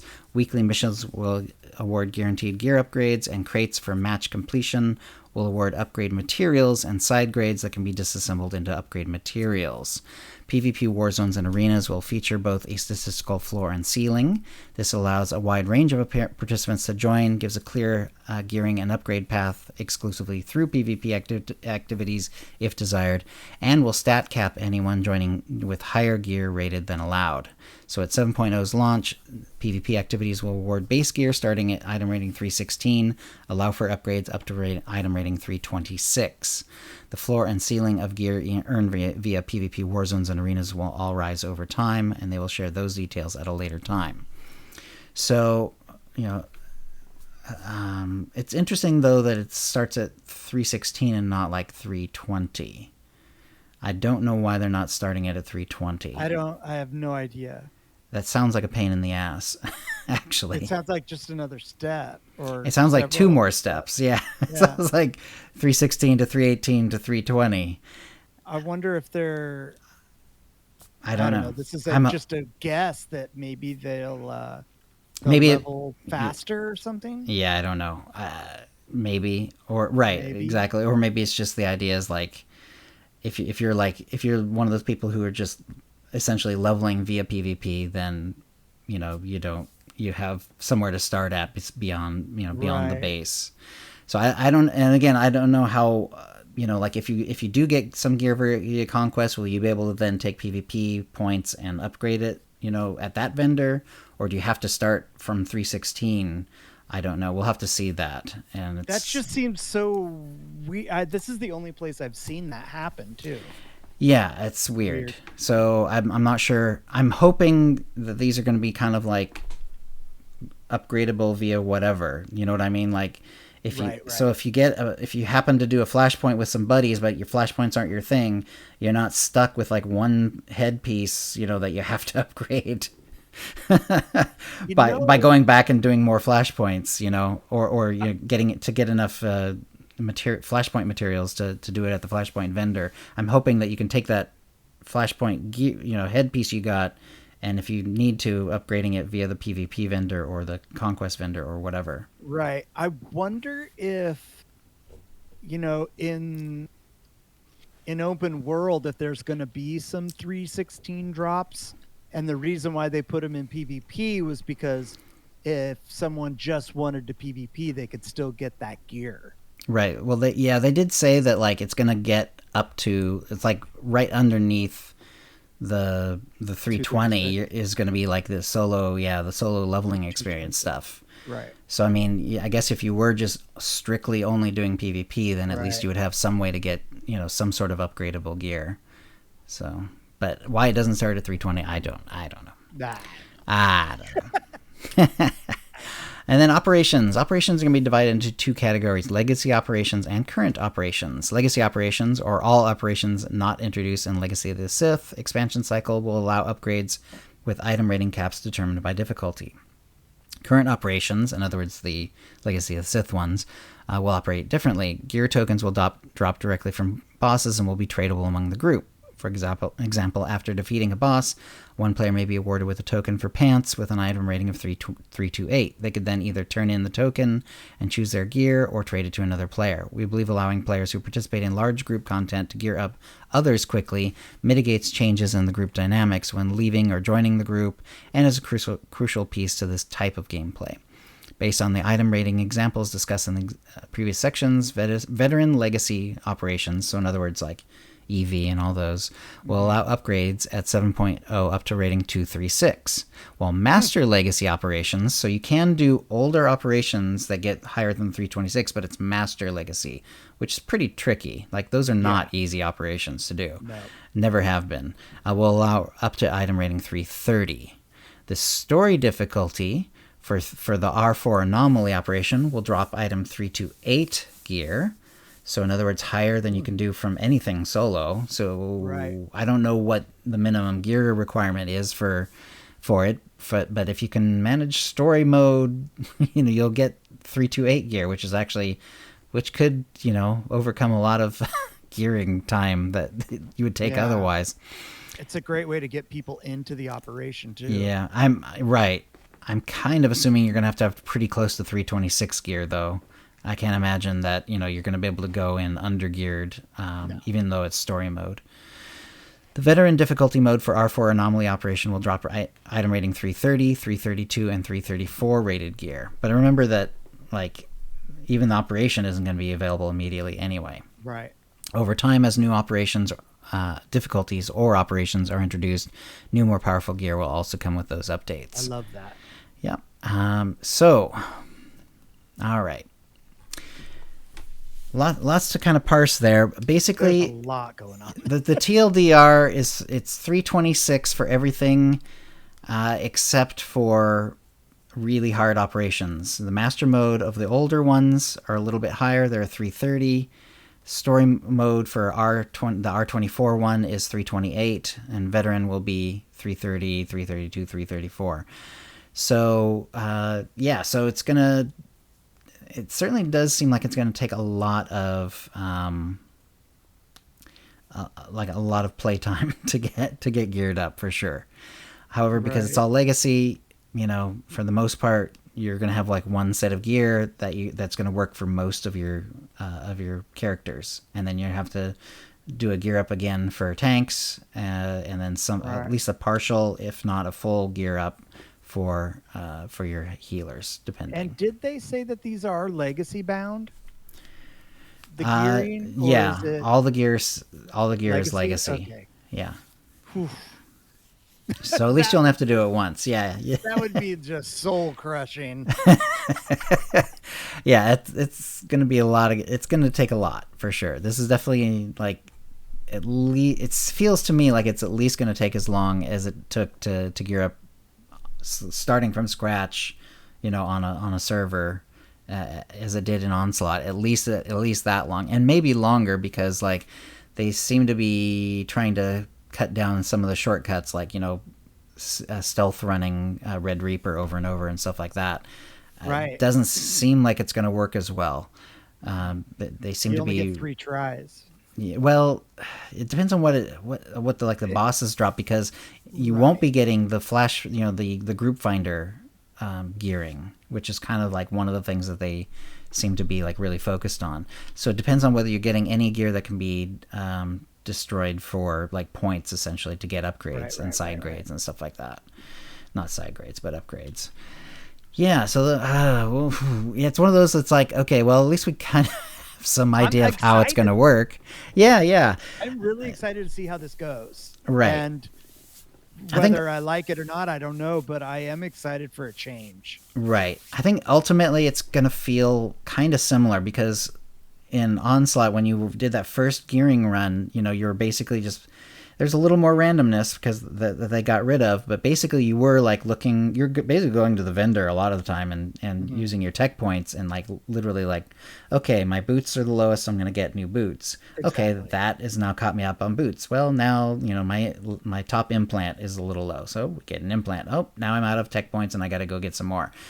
It was very slow, very methodical. At first it's very drop heavy, and then it got to be very go to the vendor heavy, because drops only go up to purple for the almost exclusively, and then you get the drops from the bosses and stuff like that, though. But yeah, so I think it's going to feel a lot like that, and like it's like, okay, we're inching up each piece of gear, piece by piece, inch by inch, until it's all one level, and then okay, now we're going to the next level, and then finally you get to 326, or if you're doing operations, a little bit higher. Yeah, I think it's going to potentially get people out of their shell, and getting. I know as soon as I heard that you're going to start getting, the better drops, doing harder activities, I was like, all right, well, I guess it's time to like do like veteran flashpoints and stuff like that, and master modes. Yeah. Points. I wonder what they're going to do on chapters. I wonder if that'll be a similar thing, because running them right now and trying to get the 306 gear, those purple boxes would drop some great stuff. So, yep. We'll see. Yeah, and part of that is because like the current system, it's like if you had like 300 gear, let's say, and you're going for that last little bit, it's like, yeah, the drops from the world drops would never be like 300, or higher. But every time you got a renown box, or every time you got conquest, or you finished a flashpoint or whatever, you get to open up those boxes. Those were taking into account like what gear you were wearing, and then it would go based on that. And this is sort of some of this is sort of kept, and where it's like looking at whatever your lowest is, and then if you're eligible for that particular, because you're doing group finder, it's gonna look at your lowest, and then it's gonna pop it up to the next one. So yeah, it'll be interesting. All right. On the test server, also Sage, Vanguard, and Scoundrel combat styles. We don't necessarily need to go through all the details. It basically feels, it's basically the same thing, where you're basically, some of the utility choice abilities you're not going to automatically get. You're going to have to make choices between them. It's basically like that. It's been like that for all the classes. Right. But that is what they're going for. Introducing legendary items. We wanted to give our players an inside look into one of the big updates. Introducing legendary items, a new way to customize the playstyle of your character. I mean, yes and no. This is basically the replacement for set bonuses. This is not that new. It is new, but it is not. It is a replacement for set bonuses. It is not like something we've never seen before. Previously, you only see these kind of bonuses when you collected set bonuses, which were gained by collecting 2, 4, and 6 pieces of specific armor. Starting in 7.0, you gain these bonuses on legacy items and not sets. By having these appear on single item slots, you'll have greater customization of the bonuses you receive. You'll be able to provide a broader range of options, including some older fan favorites. When we get closer to testing legendary items, which, like I say, there is a legendary item vendor. It has items, you buy them, you put them in your character slot, but there's nothing. You don't know what they do. They don't know what they do. There's no text, and there's no obvious, like, they're not obviously functional either. Like, I wasn't able to tell, oh, this is doing the same as my, Right. set bonus or whatever. And maybe they were, but I just wasn't able to figure that out. I think, though, they're not quite in there yet. I think that they are going to test them out soon. So, how do they work? Well, you'll be able to equip 2 legendary items at a time. Each piece of legendary gear will have a unique effect, will enhance and improve various playstyles. Well, I mean, that's the same as set bonuses. Right. Unfortunately, I don't know. It doesn't really matter. They can easily make this, wash out. But basically, like, the set bonuses always had a 2 set bonus where it was like endurance or it was mastery usually. Mm-hmm. There's a couple of oddball ones, but those are basically it. Those don't seem to be a thing. Like, they're only talking about the actual, like, interesting set bonuses that actually do something to an ability or, to different cooldowns or whatever. So these items will be obtained at a lower item rating, non-max level, and can be upgraded to higher levels, which is cool, so that you're not waiting around till, like, endgame before for your set bonuses, which kind of has been a thing in the game. Like, there's been a long stretches of the game where if you were not, or if your character wasn't in the final gear for that expansion, you just didn't have a set bonus. Exactly. Yeah, you were waiting around that set bonus until the very end. Right. It was a little bit different in Onslaught, where you could get it earlier. But this will be nice because we know we can get the set bonuses, or I guess, are we going to call them legendary bonuses? I don't know what we're going to call them, but I mean, I don't think they're set bonuses. They are set. We'll just call them set bonuses, I guess. Set bonuses. Yeah, I just hope that they have the Victor set, because I love the Victor. And it would be good to have for, like, for like leveling and stuff like that. Or gearing when you're still gearing out and you're doing solo stuff. It'd be nice to have that particular bonus. We want players to experience a variety of legendary items, so they won't be inherently difficult to obtain. While you might get them at a lower item rating than some of your other gear, you will have the ability to increase a legendary item's rating directly. And then what about current gear? Set bonuses, as they stand today, will be gradually phased out. If you're a returning player, you'll find that your current set bonuses will be deactivated upon reaching level 76. There it is. So, yeah, they're basically not very useful, except for level 75. Note the stats on those. Because level 74... Wait, no, is it level 70? Oh, man. Well, there's some of the older sets that are still in the game that you can get, and they're only good for 70 to 75, and yeah, and then the current ones pretty much are for 75, but whatever.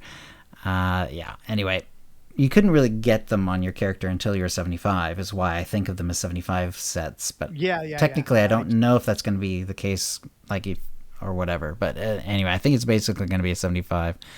It's going to be a very thin slice anyway.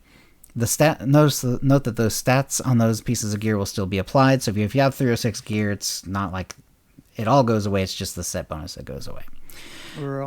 Yeah. So rather than having to collect up to 6 pieces of armor for a legendary affix, you can focus on obtaining 1 or 2.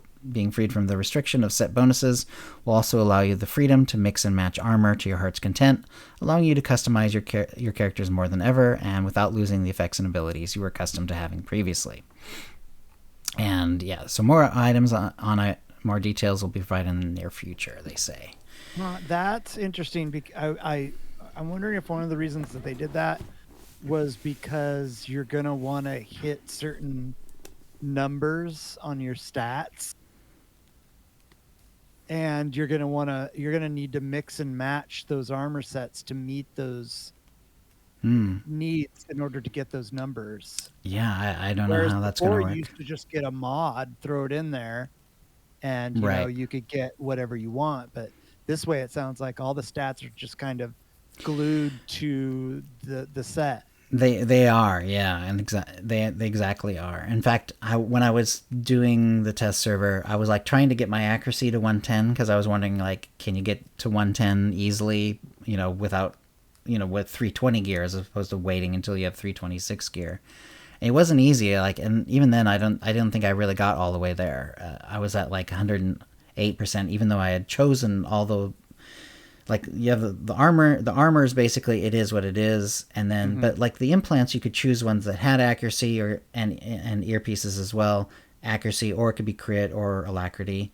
So I basically just chose. I just kind of maxed out accuracy for those. But then because there was only like one or two pieces that had accuracy in the armor, and you couldn't really choose those. You couldn't choose the accuracy versus crit, for example.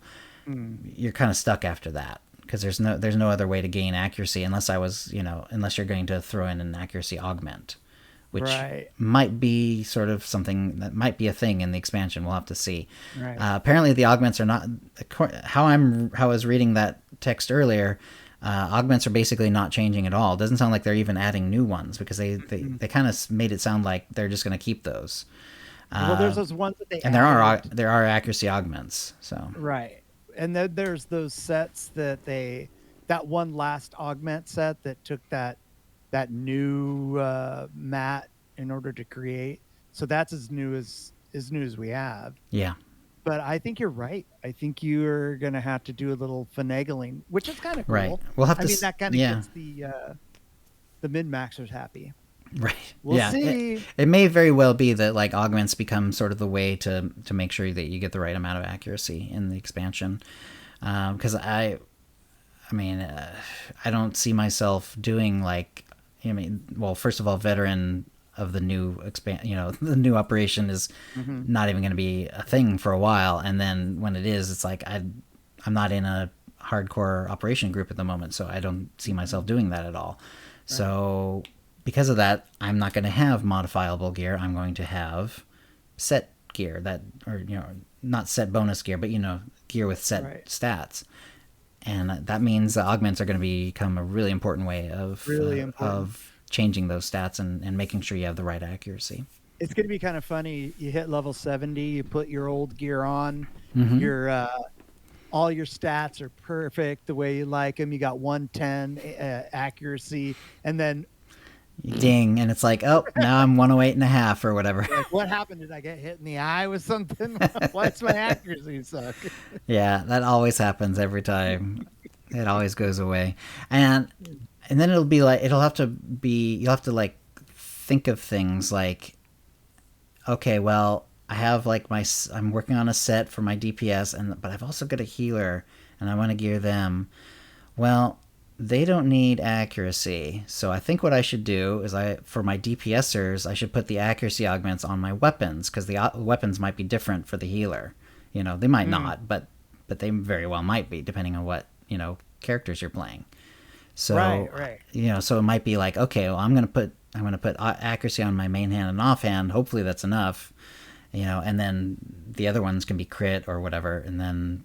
And then you get to be all tricky and work it out that way, so that the most pieces of gear that you possibly can be used by more than one character. So it's going to be there's going to be a lot of interesting theory crafting in this expansion for sure. So you can basically kiss those 2 cargo slots that you got rid of. Kiss that goodbye. They're going to be full of new stuff. They're going to be full of something. We just don't know what. I know, right? Never know. We'll figure it out. All right. And then there is a whole other thing about changes and new features in 7.0. And this was right after our last one. So the daily and weekly mission reset. First, we're making some changes to how daily and weekly missions reset. Currently, uncompleted daily and weekly missions sit in that character's logs until completed. Once the mission is completed, the character can no longer pick up the weekly again for that week or daily for that day. In 7.0, uncompleted daily and weekly missions will be removed from players once the daily or weekly reset time passes. Currently, Tuesday, 12 a.m. UTC. So even the dailies will only be wiped once a week, if I'm reading that correctly. That's correct. That's the way I read it during the weekly reset. The primary reason for this change is that we're restructuring the way we present content each week. Weekly missions will rotate in availability each week in 7.0. We want to ensure that all players are on the same weekly missions each week in order to keep those mission areas feeling dynamic and filled with other people to group or share mission credit with. In other words, it sounds like the missions are actually going to specify, like, this is a Red Reaper flashpoint, weekly or whatever, and you need that one for the weekly, that sort of thing. This should result in content like heroic missions being completed more quickly and efficiently. You can still access missions that aren't a part of the rotation if you choose. They will just have reduced rewards. Alongside this change, we'll also introduce a number of quality of life improvements. Before we get on to that, though, okay, so it sounds like it's mostly about like flashpoints and operations and stuff like that. I'm hoping that it... and Deck was saying that he's not really thrilled about that anyway, because he'd rather, like, for the casual people... be able to pick up, do part of an operation and then pick it up the next week, for really casual people. And I can see that for sure. I'm hoping that at least, I'm hoping it's kind of be restricted to this sort of mission. Like, you know what I mean? Like, because there are some that are technically like, they're tied to like bosses and stuff that are sort of weekly, reset and stuff like that. I'm thinking of like the world boss missions, the vehicle boss missions. I'm hoping those won't reset. Like, those will actually just kind of stay the way they are, because like those vehicle missions, like... Oh, no. That takes me a long time to finish. I still haven't finished one. Yeah, exactly. And it's still in my mission log. And I'm hoping that that's the sort of mission, like, even though it's kind of technically... tied to things that you can only do once or twice a week or whatever, right. I'm hoping that that those are the kind of missions that they're just going to leave the way they are. We'll see, though. Oh. It's a little unclear. It's a little unclear. Yeah, exactly. Fortzer said, having 9 of 10 PvP wins is going to suck on Monday night. Yes, it will. And you can go on a pretty long loss streak and just run out of time on the stuff like that. I've done that actually recently, because I've done some PvP characters, and it's like, it feels really bad, because with Galactic Starfighter, and the way it used to be in PvP, you could lose, but you would still get some credit towards the weekly, and not anymore. That's a good point. I'm hopeful that they will reconsider and change that back to the old style, because otherwise you could be stuck on 9 of 10, play 10 games, in the course of a couple of hours, but just constantly get, griefers or just bad teams or whatever, or just bad luck, and then just not be able to get the mission done. So I'm hoping that they might reconsider and put that back on like the old style, where, you have to go to, instead of going to 10, you go to 20, but wins count twice, so it might be 10 wins, but, if you do happen to lose a bunch, you're still going to eventually get there. We'll see. Yeah, Tsunami saying, if there's anything that can be measured as the most outcry, it's the weekly mission reset on SWTOR forums. Although everything has received some outcry, yeah. Yeah, that'll be interesting. I think, especially for the PvP one where you have to get wins, I hope if they keep this reset thing, I do hope that they at least revert it to that old style where you can at least get there, if you're determined enough, you spend enough time, you can get there, even if you're having horrible luck with your teams. Anyway. Which, I have a character that's never got it. Mm-hmm. I PvP with him, and I have never gotten the weekly done. Right. Like 10 losses in a row. It's just like, well, can't win them all. You can't win any, I guess. Right.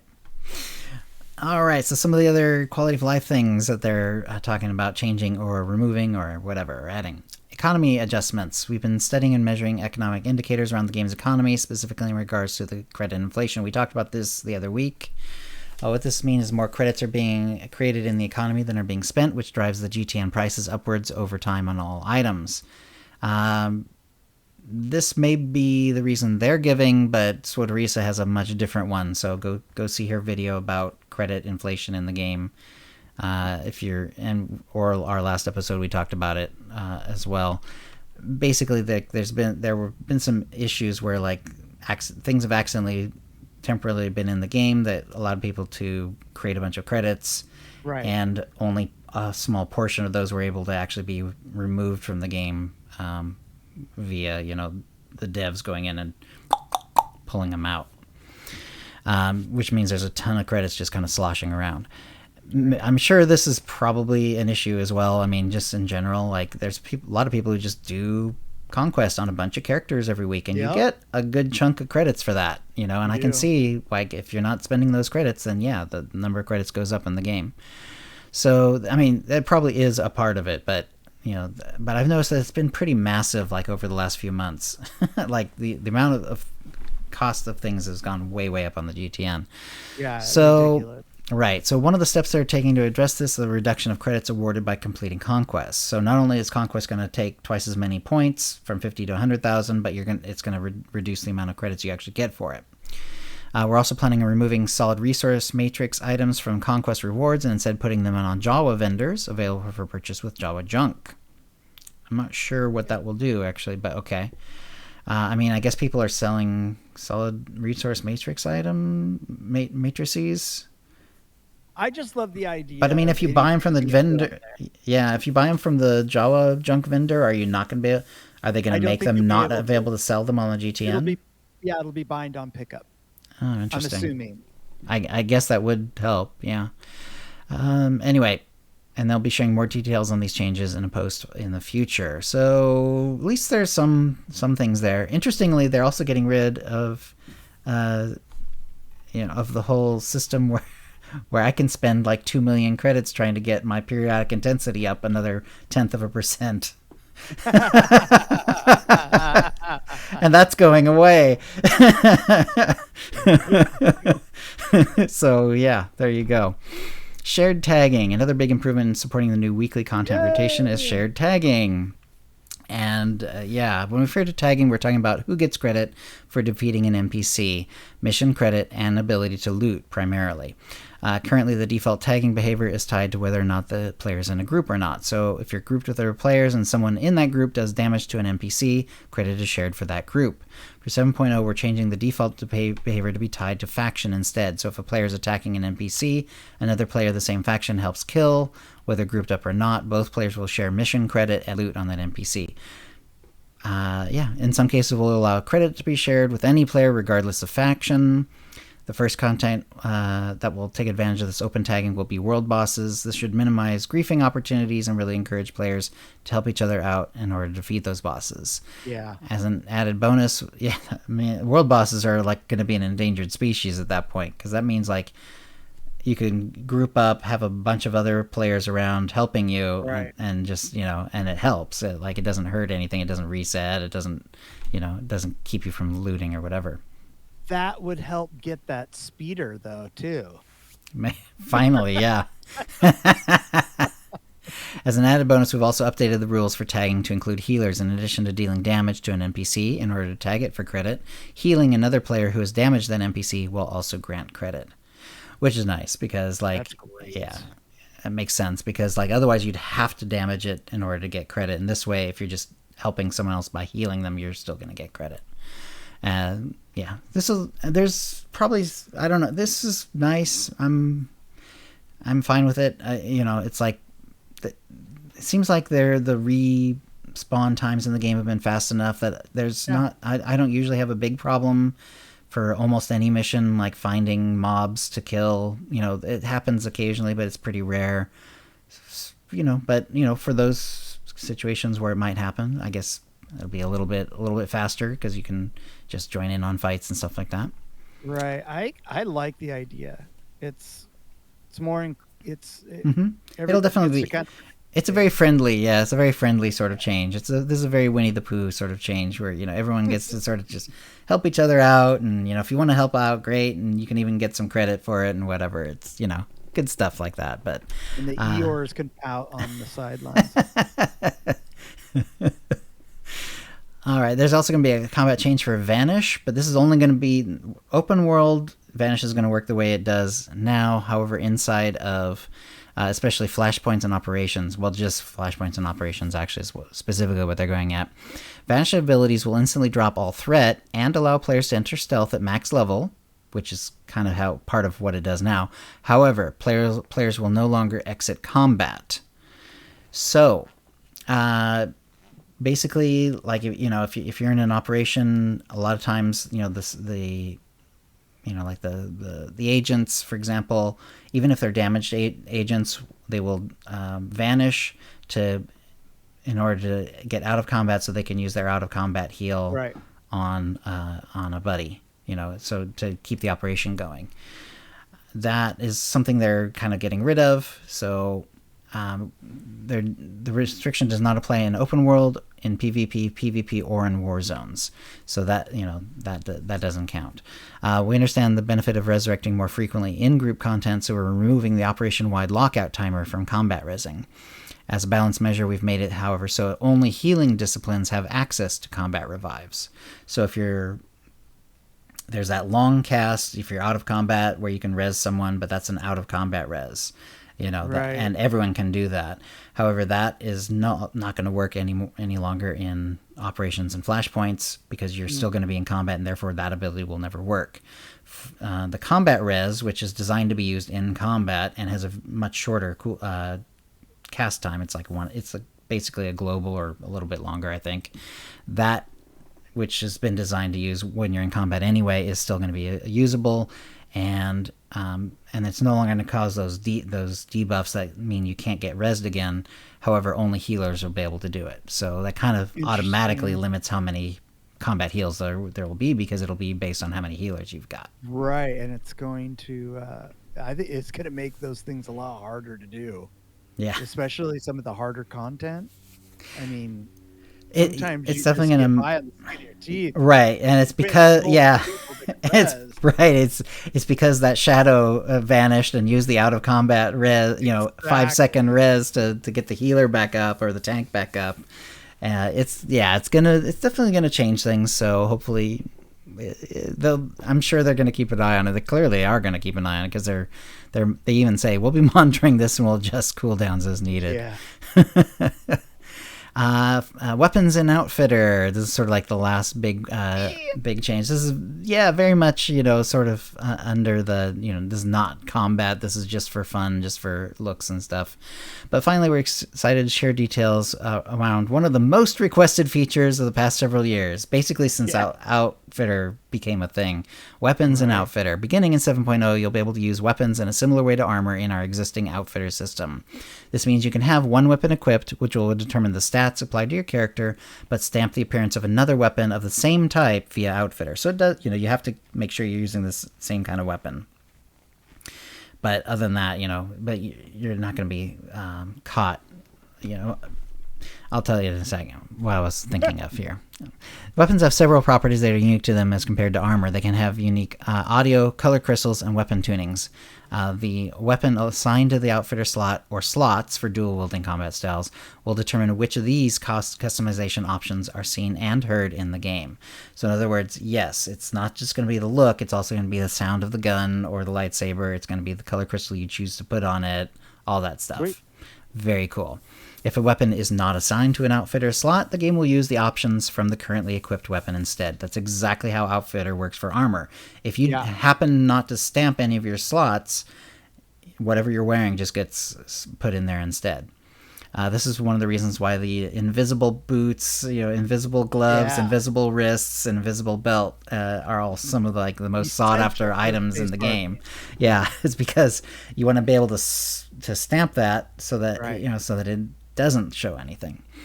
Anyway, the team's been working very hard to make these features a reality. I believe it. If this was easy, it would have been done already. This is clearly something that took a lot of effort. So thank you, devs. This is awesome. This is wonderful. Yeah, I'm really excited for that. What I was gonna say earlier is it's been a long time, but I still remember it. I had this one trooper with an assault cannon, and I found this one assault cannon as a leveling it was during her leveling process, and I just love this. It looked cool, but it also had this really cool rat-a-tat-tat sort of sound to it that I just loved, but it wasn't modifiable, and it had to go away after a while, and I had to use something else. I don't remember which character is it anymore. I just remember I just remember the the moment. I just remember that. And but yeah, and it's like I even used that gun well past like when I should have like traded it out, because it was like a level 34 item or something like that. You get, I think you got it from like class stories on who knows right. Alderaan or some crap, and wherever I got it from, and then I was like using it all the way in like into McKeb and past it, like just until it was like clearly hampering like how much damage I was doing. Right. And I was like, it's taking you like several rotations to kill green. And it's like, now, okay, I gotta change it out. Now I won't have to do that. I if I find it a low B weapon, a non-modifiable weapon, any weapon that's in the game that you just happen to like the look and sound of, that can be that character's permanent look, which is awesome. There's this one gun that I've always wanted for a dual wielder, and it's this. If you saw it, you'd know it, but it really looks like Buck Rogers-y. Okay. And I have never been able to find the offhand for it. Oh. So, and I've always, like, every time I get it, it drops for whatever reason. I'm like, okay, I save it always. But I've never been able to get the offhand, and now finally I'll be able to have that. You'll be able to grind it and find it, and then keep it. It will be mine. Does the I know the outfitter has different tabs. Can you change your weapons on each tab, or is it just one weapon changes? They don't say, but because the slots for all the armor are different for every tab, I'm assuming the weapons will be different for every tab. So cool. I don't see why it wouldn't work that way. Because I can't have my guns clashing with my armor. That's right. No longer will that be a thing. Yes.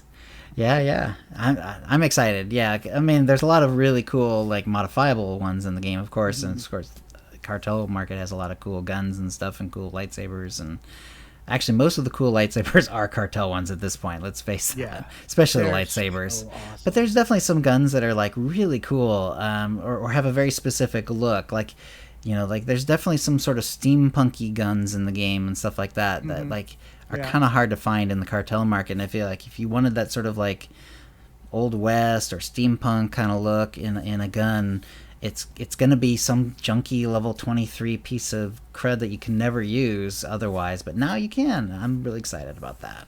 Nice. Yeah. All right. And let's see. Yeah, let's say special note. Preview of the new character sheet and inventory window has been updated. It's not ready to be fully tested at this time. So we've seen some pictures on the internet of this. I went into the test server, and it's not, if you just go and make a character, it's not there right now. At least it wasn't for me. The couple pictures I've seen of it looks pretty slick. It looks like instead of the character being in those, like hangar bays, like most of them are like in hangar bays on both sides actually. It's now sort of like in a black void, like where it's just focused on your character. Yeah. The lighting looks a little brighter though, which is nice. A little more accurate, hopefully, lighting. Because I swear, a couple of those hangar bays, like the lighting's kind of yellow or something, and it's like, sometimes if I'm trying to make a cosplay character and I'm trying to match skin tone, I end up having to make the character 3 times because, like, the skin's all off when you get in the game, because they didn't go for a very neutral tone in the character creation screen. And it looks like this one might be a little bit more along those lines, where it's like it's a black background and it looks like a pretty white light on your character. Yeah, I don't know how many times I thought that it was going to look one way, and then I just end up spending cartel coins. You just change that. Change it that way, yeah. Right, yeah. That's another thing that really turned me off of the Nautilands. The colors that you see when you're making the character are different in the game. Like, from character creation to actually being in the game, it's quite a difference. And it kind of bummed me out. Yep. So hopefully Temporarily pressing C will pop the old and new window up to allow workarounds. Yeah, we'll have to. I forgot to try that, so I actually didn't even try that. But if you go in and you're gonna have to make it the old one, I'll have to see. We'll have to see with the new one, and it looked pretty cool. Let's see. The character window now includes a full screen toggle in the upper right for those who prefer a larger window. The ability window and discipline windows now found in the combat styles tab of the character window. Because there's basically, it's like you are making a blank with this combat style blank, and there's like, and then there's like different options. Right. So it does look slick. Yeah, That's which is exactly wording for it, yeah. Which makes sense because we knew that it would have to be like that because you're choosing a class story. That's basically, it's only going to be like what story you see, and then what companions you get because of that story. Mm-hmm. That's one section, but the actual combat style is going to be all of your combat stuff. So very cool. Yeah, so those are going to have to both be in character creation. So yeah, the ship equipment screen now is on separate window found in the Explore dropdown. So that's fine, I guess. That. I don't know. I thought it was fine to have your ship as a separate tab. At least I knew where it was, but whatever. Oh wait, no, it's going to be somewhere new. I understood that completely wrong. Yeah, this is not for the Galactic Starfighter. This is just for the on rails one and the little upgrades that you get for that. With the the different weapon, the armor and weapons and all that. Yeehaw. Yep. It's been a long day, chill. Yeah. So yeah, and in the test server, when you complete flashpoints and operations, bosses will have a chance to drop a piece of their gear set or upgrade materials. Gear that drops will be an equal item rating to the gear you already have, or at the minimum item rating, which is currently for 320 for all content. So that is going to be interesting. Let me see. And I do like how they're using some of like the Tianese and Calumni sets and stuff like that. They're using some of those as like the placeholders for the this 320 and 322 and 324 gear. It's like old cool sets that were like from like the original story basically. Right. Good stuff. Aquatic resource matrices. Aquatic resource matrices are earned primarily by completing dairy area and heroic missions, but can be earned in smaller amounts in various activities. Matrices are required for gear upgrades. I forgot. I did not actually mention that, but yes, that's true. Like you when I did like CZ daily area and I did Onderon daily area and stuff like that, and you get these aquatic resource matrices, and there wasn't any obvious need for them. But then when you go to the vendor, the 320 gear doesn't require them, but to upgrade them, you need not only the same sort of stuff that you got from Conquest, those tech points or those, whatever they're called, points, Conquest points, I'll just call them. But you also did need some of these aquatic resource matrices. So yeah, so that it's gonna be an interesting slog. Oh, it is. It's going to be like, I'm going to be so confused, but I'm still excited for it. Yeah. Yeah. I'm like, because I love the game, but it is pretty exciting that there's a bunch of new stuff happening. Right.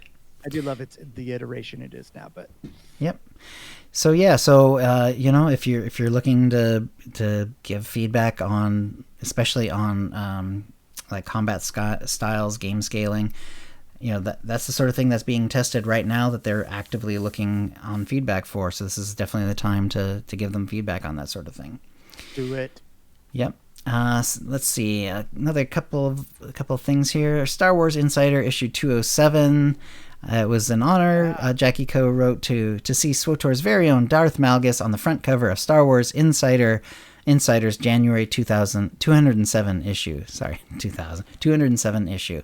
What a way to celebrate our 10-year anniversary. The special edition goes on sale December 8th, exclusively at participating comic shops. So if you're a comic shop person, you're gonna. It's a really, really cool picture of Malgus. Like, he looks badass. It's a very badass picture of him.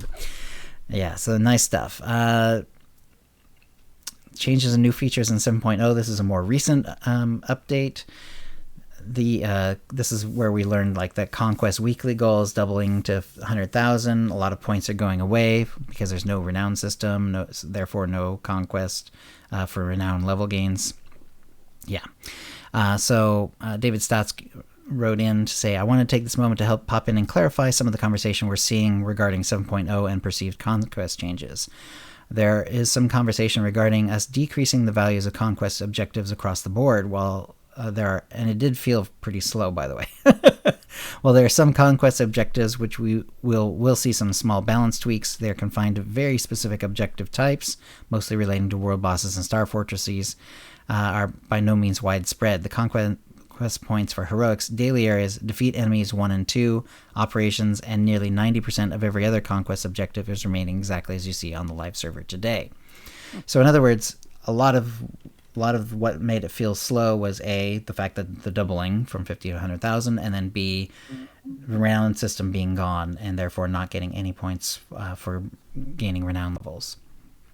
To address some of the values we've seen called specifically in this thread, let's see. Here are the values which are currently on our development server and plan to release with 7.0. So Black Hole Weekly, 4,300, and it's at 10,750 if you have the 150% Stronghold bonus.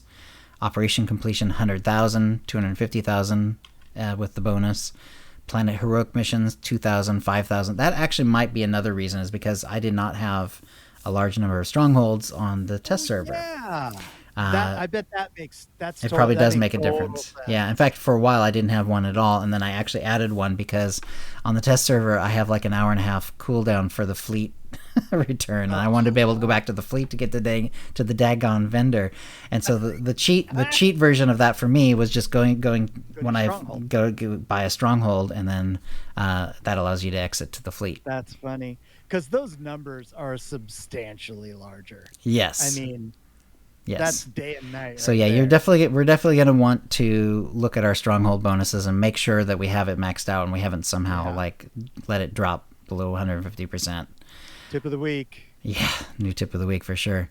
Right. So when you see the values in the conquest window that are reflective of the existing stronghold bonus you possess on that server. So if you're used to seeing a specific conquest value you do not see on live, please double check your stronghold bonus.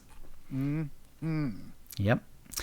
And yet more. There was from Eric Musco itemization in 7.0. This came out on the 2nd of November. With the release of itemization in 7.0 article, we wanted to add some clarity around some of these details. What will happen to, in addition to the removal of the renown system mentioned in the article, we are changing the social and server-wide dark versus light systems. So what will happen to renown achievements, legacy perks, and boosts? Achievements will, for the most part, be moved to feats of strength. This is what they've done with other things where the systems underlying them have gone away, and have their point values removed with the exception of social achievements as described below. Legacy perks related to these systems will now be removed starting in 7.0. Starting today, renown and social legacy perks will have their cartel coin price reduced to 1. Renown boosts will be removed from the cartel market next Monday. Until then, they will be discounted by 90%. Yeah, definitely. I mean, there's really not a lot of point in buying any more renown boosts. Like if you're really desperate to have them, like look at your alts and see if you have any hiding on them and just use them up. That's a great tip because I'm using that on Starforge because I'm leveling up that character over there. And I'm like, I don't have enough of the renown boosts. Yeah, I didn't have any. I went, wait a minute, I got other characters here, and voila, nice. I found some so that I could just spend it on getting my gear upgraded. Yeah, not spending yet more tech points to get those. Renown boosts will move from the cartel market next Monday. Until then, they'll be discounted by 90%. Upon 7.0 launch, existing boost items for these systems will no longer work and will be able to be sold to vendors for a small number of credits. What will happen to social rewards? We're converting the system from rewarding points based on conversation choices to instead reward grouping for activities. Okay. Yeah, I always kind of like the whole, social thing, and you get points during the conversations, and if you're the one who happened to win the conversation choice, you got a little bit more. Whatever. It's fine. Achievements have been reworked to now require group finder activities rather than social levels. The character titles, which previously came with the achievements, are now exclusive to those who already completed the achievement. For 7.0 and forward, the updated achievements will grant legacy titles of the same titles rather than character ones. These achievements will gate the visibility and purchase of the items on social vendors. As players progress through the achievements, more items will become available. The 2 fleet social vendors will be moved to the cantina area on both fleets and have all social items previously available. Okay. All in one spot, finally. Yeah. The old vendors around the galaxy will still be available, but they only have inventory based on the player's advanced achievement progress. Interesting. So, am I reading that right? So, does this also make it legacy-wide? Around the galaxy will be, but only if the inventory based on the player's achievement progress. I don't know. Okay, I can't tell based on that actually. Now that I look at it, I'm not 100% sure. Yeah, it could be. It could still be character based. What will happen to the dark versus light system? Well, basically that going bye. Like you'll still have you'll still have your own characters, dark and light side choices. You'll still have your own little little pointer going up towards light or down towards dark. But yeah, the dark versus light system as one of those things that where you see, you know, the light side is victorious. Is victorious. You can't check it till you get your ship, which is true. So yeah, it's weird. The individual character alignment system where morality choices made throughout the story and conversations are via diplomacy crew skill in order to move a character's alignment between dark and light side of the force will remain unchanged. The server-wide dark versus light meter, which would pop up every so often to reflect the balance in the galaxy, will be removed. The small alignment widget in the UI will be removed, which is kind of interesting. Oh, yeah, that's the one. Yeah. What that... So that you could change from light to dark. Right, to light to dark. The alignment choice every time group finder pops will be removed. The dark versus light bosses that spawned when one side was victorious will be removed temporarily. We plan on reintroducing them in a future update. The dark versus light reward vendors will remain in place on both fleets. To compensate for the loss of constant alignment gain, character alignment levels and thresholds will revert to pre-dark versus light system totals, which is very low, actually. What, they were like 10, right? Well, it wasn't quite that low, but it was pretty dang low. It was like, it's 10,000 now, and I think it was like 1,000 now. Yeah, it's like, to get to light 5 was like, I don't remember what it was anymore. It's been too long, but it's something like 1,000. It was a lot less. Yeah, it was a lot lower. Yeah, so it sounds like because that widget that lets you choose your character's dark and light side thing is going to be gone, you're not going to automatically get dark and light side points for finishing crew skills. So most of the easy dark and light side points are going to be gone.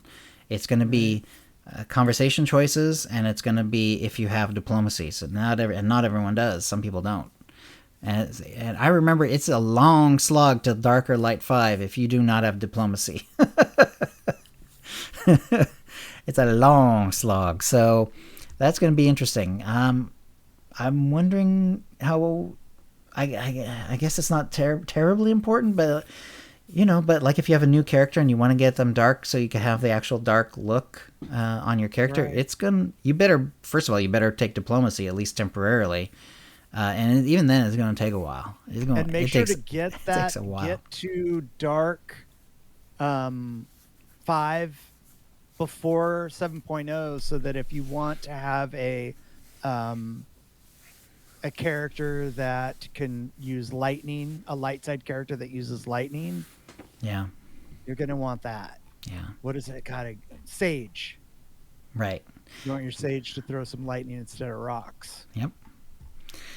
All right. Let's see. So, and then there was also from David Stotts again, another update following up on Musco's post. There's a lot of information coming out this last couple of weeks. So chat about some of the 7.0 changes made to Conquest, updated the personal conquest goal. So that was increased from 50 to 100,000. We've talked about that a few times. There are numerous facets to Conquest we've been reviewing. The economic impacts the system has had over the 6.0 era, the engagement impacts the system has had, and how has it affected not just the individual player, but how has it affected the greater community.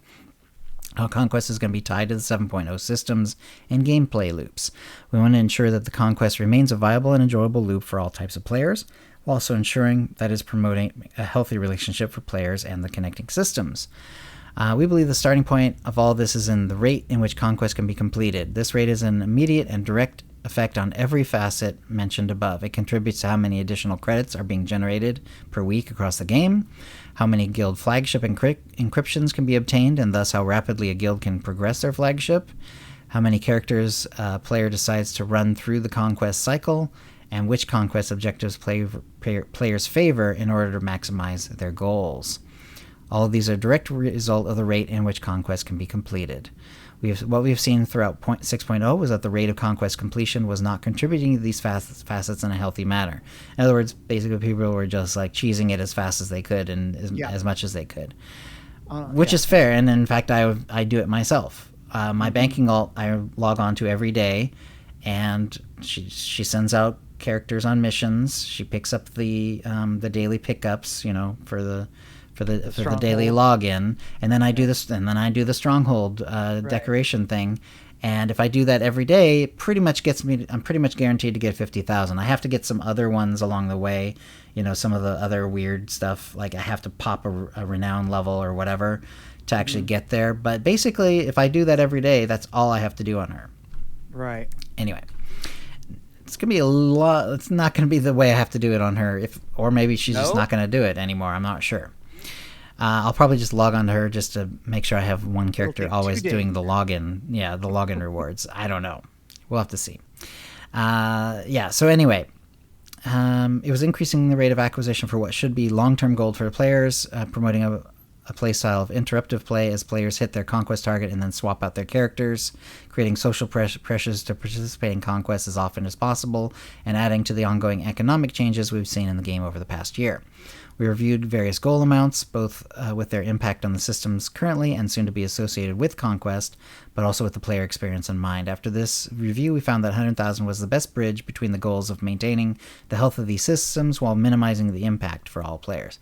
In other words, making sure that the credit expansions and the other sort of things are not like going crazy, but also making it kind of reasonable for people to actually finish Conquest and not feel like a slog. Right. We want to maintain Conquest as an enjoyable system which rewards you for doing virtually anything the game has to offer, while also proactively working to ensure we can provide a healthy and responsible symbiotic relation to the economy and additional systems and progression tied around it. We want to ensure that Conquest is still a system where players feel they can run it with multiple characters each week, but it's not the only way to enjoy Conquest. And I can definitely see this. I see that too. When we did the operations, like more than half of the people swapped out between EC and EV just so that they could get Conquest on yet another character. Yeah, exactly. And I could have too. I just decided not to. I was kind of interested in seeing how my character would do on the new, and hadn't done any achievements or anything on that one anyway. Right. So anyway, update to objective rewards. So starting with 7.0, Conquest objectives will no longer reward experience or credits for completing them. We're making this change to help reduce the number of credits being generated in the game, as well as removing the experience loop Conquest has had in the past. I guess I'm okay with that. It means experience, the leveling experience will take a little longer, which I'm actually okay with, because as someone who does it a lot, it's really fast right now. Like, it is really fast. And Conquest is part of that. Like, usually when I get to level 10 on a leveling character and I just do a little bit of the story, get a couple of missions turned in and whatever, pop, I get to the 50,000 mark, and then I get like almost a full level, Right. And I go from like being level 11 to level 12 or whatever because I finished Conquest. So it definitely, it's definitely speeding up the experience, the leveling experience for sure. I'm a little sad that my banking alt is going to be stuck at 75 because it was kind of fun to actually have her just sort of, and I got to see her go from like she was like 56 or whatever the minimum was for 8 players to be sent out. I think it was 56, and she just got up to 75 over the course of multiple weeks. It was really nice. That's awesome. Yeah, and that's not going to happen anymore. So I guess I don't know. Did you notice it when she was getting the XP, or did you notice her level jump and go, oh? Yeah, no, I was really happy for her. I was like, yay! But also, it was really nice because when she did hit 75, she was actually able to help with the gearing process a little bit. Right. Like I wasn't doing too much with her, but once a week she would complete conquest. So I would have boxes to open, and I would have, or if she popped a renown level, I would have a box to open. And that helped a little bit during gearing. And then once, we had 306, well, she eventually got 306 gear as well. And then she was dropping 306, 302 to 306 gear out of all the conquest boxes. So, it was nice. That won't happen anymore. But on the other hand, the way that they're changing gearing, this sort of thing isn't going to really matter anyway, because there's not going to be any renown boxes. Nope. Doesn't sound like she's going to be able to complete conquest, at least not easily. We'll have to see. Yeah, and she won't be leveling anyway. So I'm not sure what she's going to contribute. But I'm still going to keep her as a banking alt, because having a banking alt is still really very, very useful. Yes. And it's also like it helps my brain, just because I know, like, if there's something I have, it's almost certainly going to be on that character. I know, right? I do the same thing. Okay. Yeah, it's like if I have some weird piece of gear or cartel market box, set of armor or whatever, it's going to be on that character. It's not going to be like floating on some character that I leveled, 10 months ago. Right, and I do the same thing, except sometimes I get lazy, and I'm like, okay, I'm going to leave it on this character, but I'm going to remember tomorrow to change it. And then you're like, I have no idea where that item is. Yeah. Yep. All right. Let's see. While Conquest is not solely responsible for some of the economic shifts we've seen in the game, it is definitely a strong contributor. I guess I will agree with them on that, because they have the number, Sure. They're looking at the numbers in a way that we can't. So I'm sure they're probably right. And, Conquest 50,000 is pretty doable, pretty quick. And there's a lot of people who do it on many characters a week. The credit amount for individual objectives was never considered high. However, over time, those values began to add up into a non-zero impact sum. As an example of this, one of the more completed objectives, missions story time, has generated nearly 64 billion credits into the economy alone. Wow, that's cool that they can actually keep track of that sort of thing. Yeah, that's pretty cool. This is like something it doesn't get talked about a lot, but like devs have like all these really cool tools to actually go in and like pull out like certain things and like just see what effect they've had on the game. This is the sort of thing they can actually do. This is not taking into consideration the credits players earn for completing the story mission itself, which could exponentially expand this value. In other words, that's just from the conquest part of it. Oh, man. Wow. As you can see, the combination of the objective credit reward with the mission credit reward is generating more credits into the game than necessary. The removal of the experience reward is being done to help contribute toward the health of the leveling process. Fair enough. I mean, that's basically that I was talking about a minute ago, where it's really fast right now, while also removing a self-generating loop in Conquest, where completing Conquest objectives would grant experience to level a player up. This would complete the advancement gain a level, advancement gain 5 levels, or renown rank up, thus gaining a player more experience. This loop in combination of the impact on the leveling experience are the reasons we're removing the experience rewards from Conquest objectives. We want to maintain that the activity you're doing is the focal point and should provide the credits and the experience reward, not the Conquest objective itself. So there you go. Yeah. Let's see, Bo Froley, do you think inflation had anything to do with skill ups being free now? I mean, it definitely did take away a credit sink from the game, but that was also like in Shadow of Revan that they changed that, or maybe even Rise of the Hutt Cartel. It's been a while that the skill ups being free has been out of the game. So I don't think it's a major factor. It certainly was a level a credit sink for a while there. I mean, they could bring it back, but I would. I personally do not want to see it back. Although I have enough credits that it's probably not an issue, but I don't know.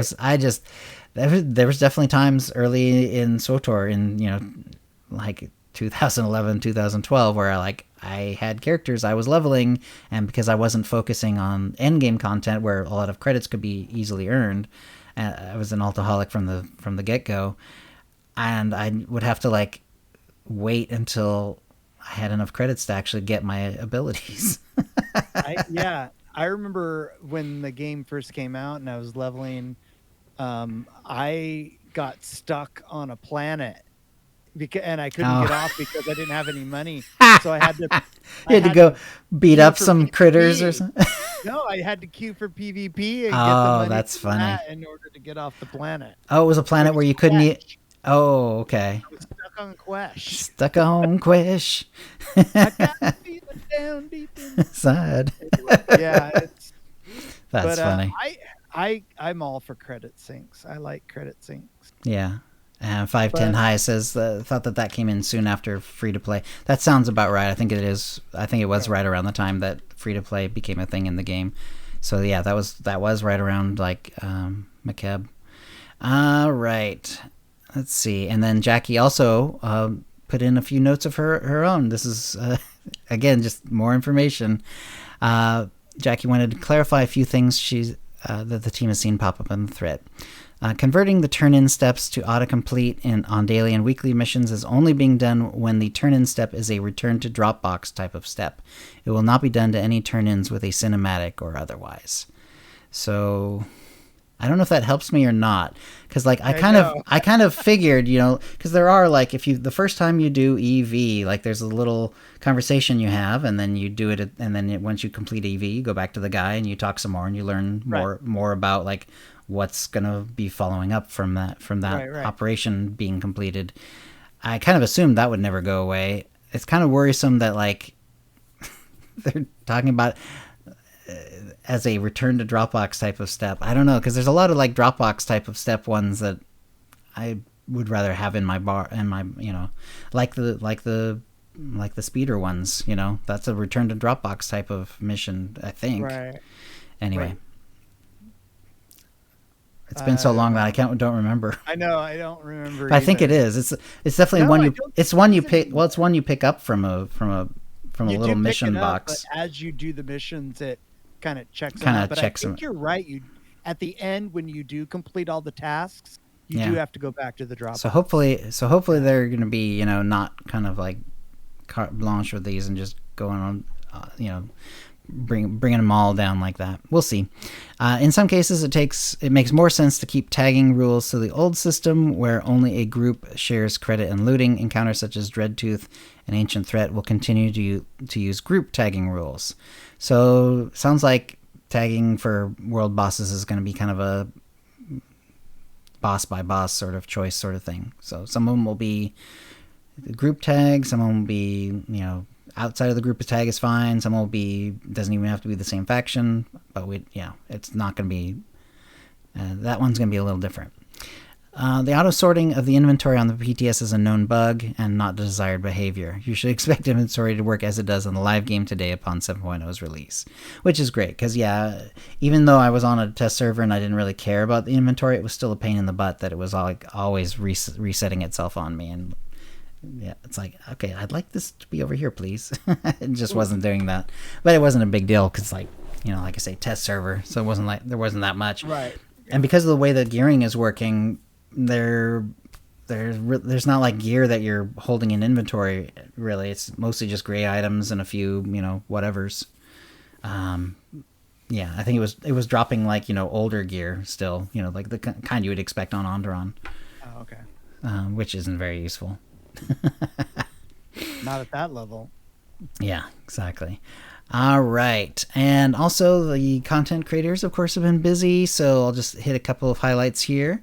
Swodorisa has been busy. One that I liked of hers recently is she's been going on to the test server to check out the new hairstyles that are on the test server. They're not quite complete. They're like sort of in process, and you'll see if you watch her video. There's a link to it in the show notes, but of course you can also just go to YouTube and then search for Swodorisa's page.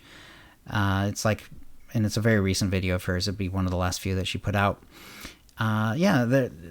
Like some of them have like jewelry and stuff, but the jewelry is like not quite finished. It certainly doesn't have any like effects on it or anything like that you did kind of expect it to have. And and they look pretty good. They look pretty nice. Yeah, they're definitely making them a little more natural in terms of like how like a lot of the older, especially the older hair in the game, it's like if it's a color, it's like one color. It's like it's almost a little unnatural, especially if you have like if you choose like black hair, it's like really black, like with very little highlighting. You almost lose a lot of the details.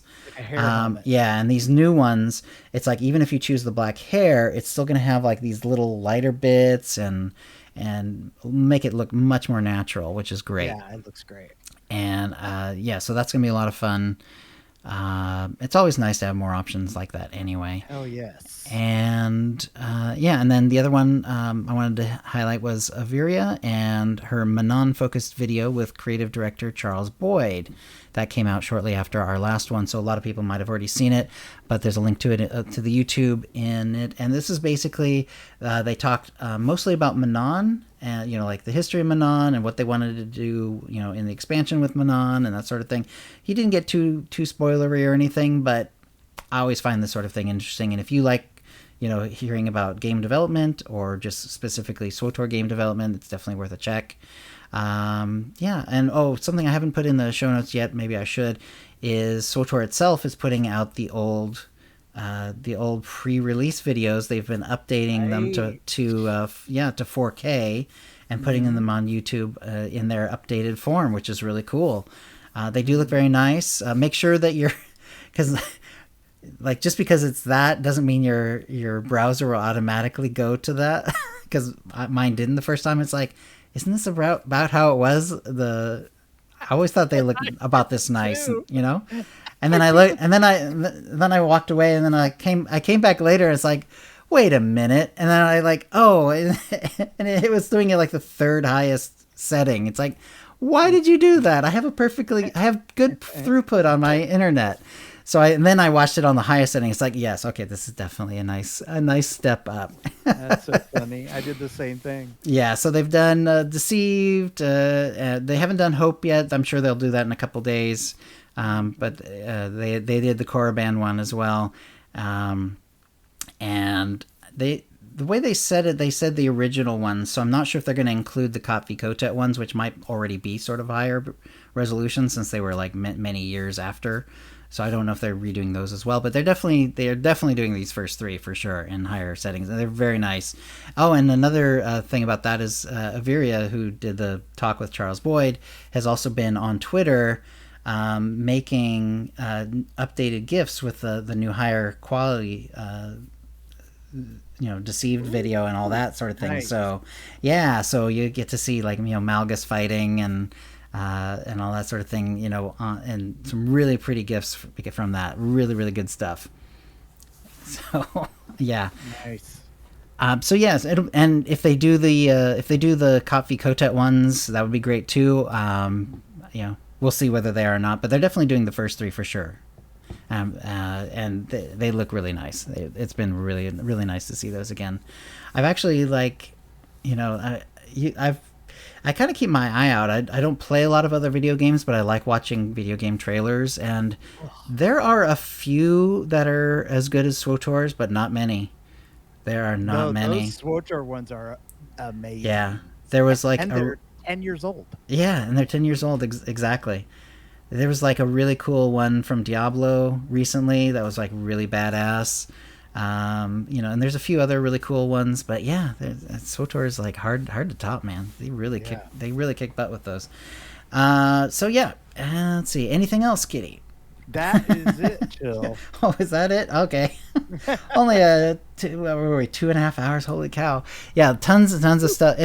Clearly, like the floodgates have opened. They're getting close enough to the expansion that more and more information is being released. Like everything they can release is now starting to come out, and we're gonna just gonna be rolling in information.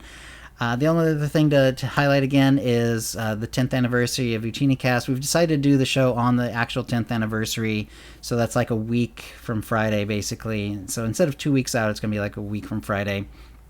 And we'll put together some guests, and we'll have some fun, kind of go over the history of the show a little bit, and reminisce and look forward, of course, to the new expansion. Always, it's a very exciting time to be in the game, of course, at all, and talking about the game as well. So Thanks, Kitty. Was there anything else then, or are you good? I am good to go. All right, then. Let's see. That's a show. If you'd like to play with us in the Utini Knights Guild on the Republic side of the Satil Shan server, or in our...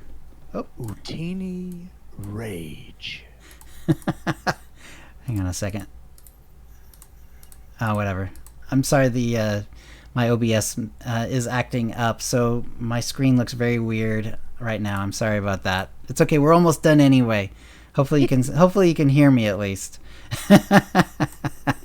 Let's see. Do a /C join Utini to join the Utini channel. Then let us know you're a fan of the show.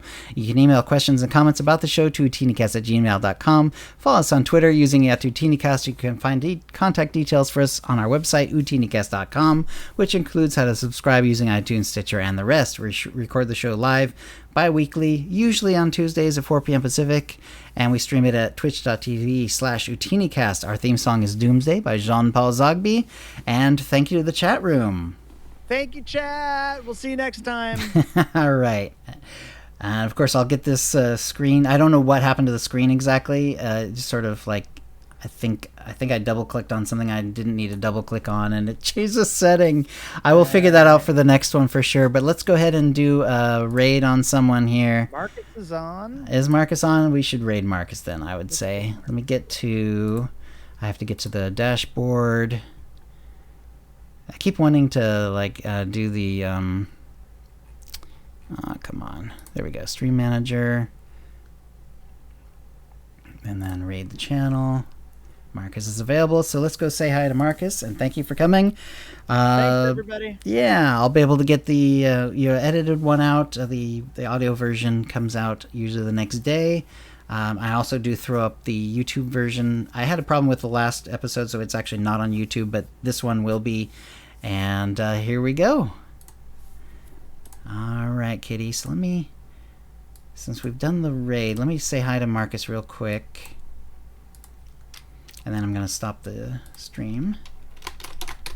Yeah, speaking of the podcast, we were just talking about you. Immortalized Love, we were just talking about OotiniCast. Bam! Chill. Thanks so much. Hello, Daddy. KittyKissz. Raid. OotiniCast, we were just talking about you and how good the podcast is. All right. 10-year anniversary next show. Whoa. I want to hear. I can't wait. Don't surprise me. I can't wait to listen to the podcast. All right. Oh my God, it's Marcus. All right, so I'm stopping the stream. Stop.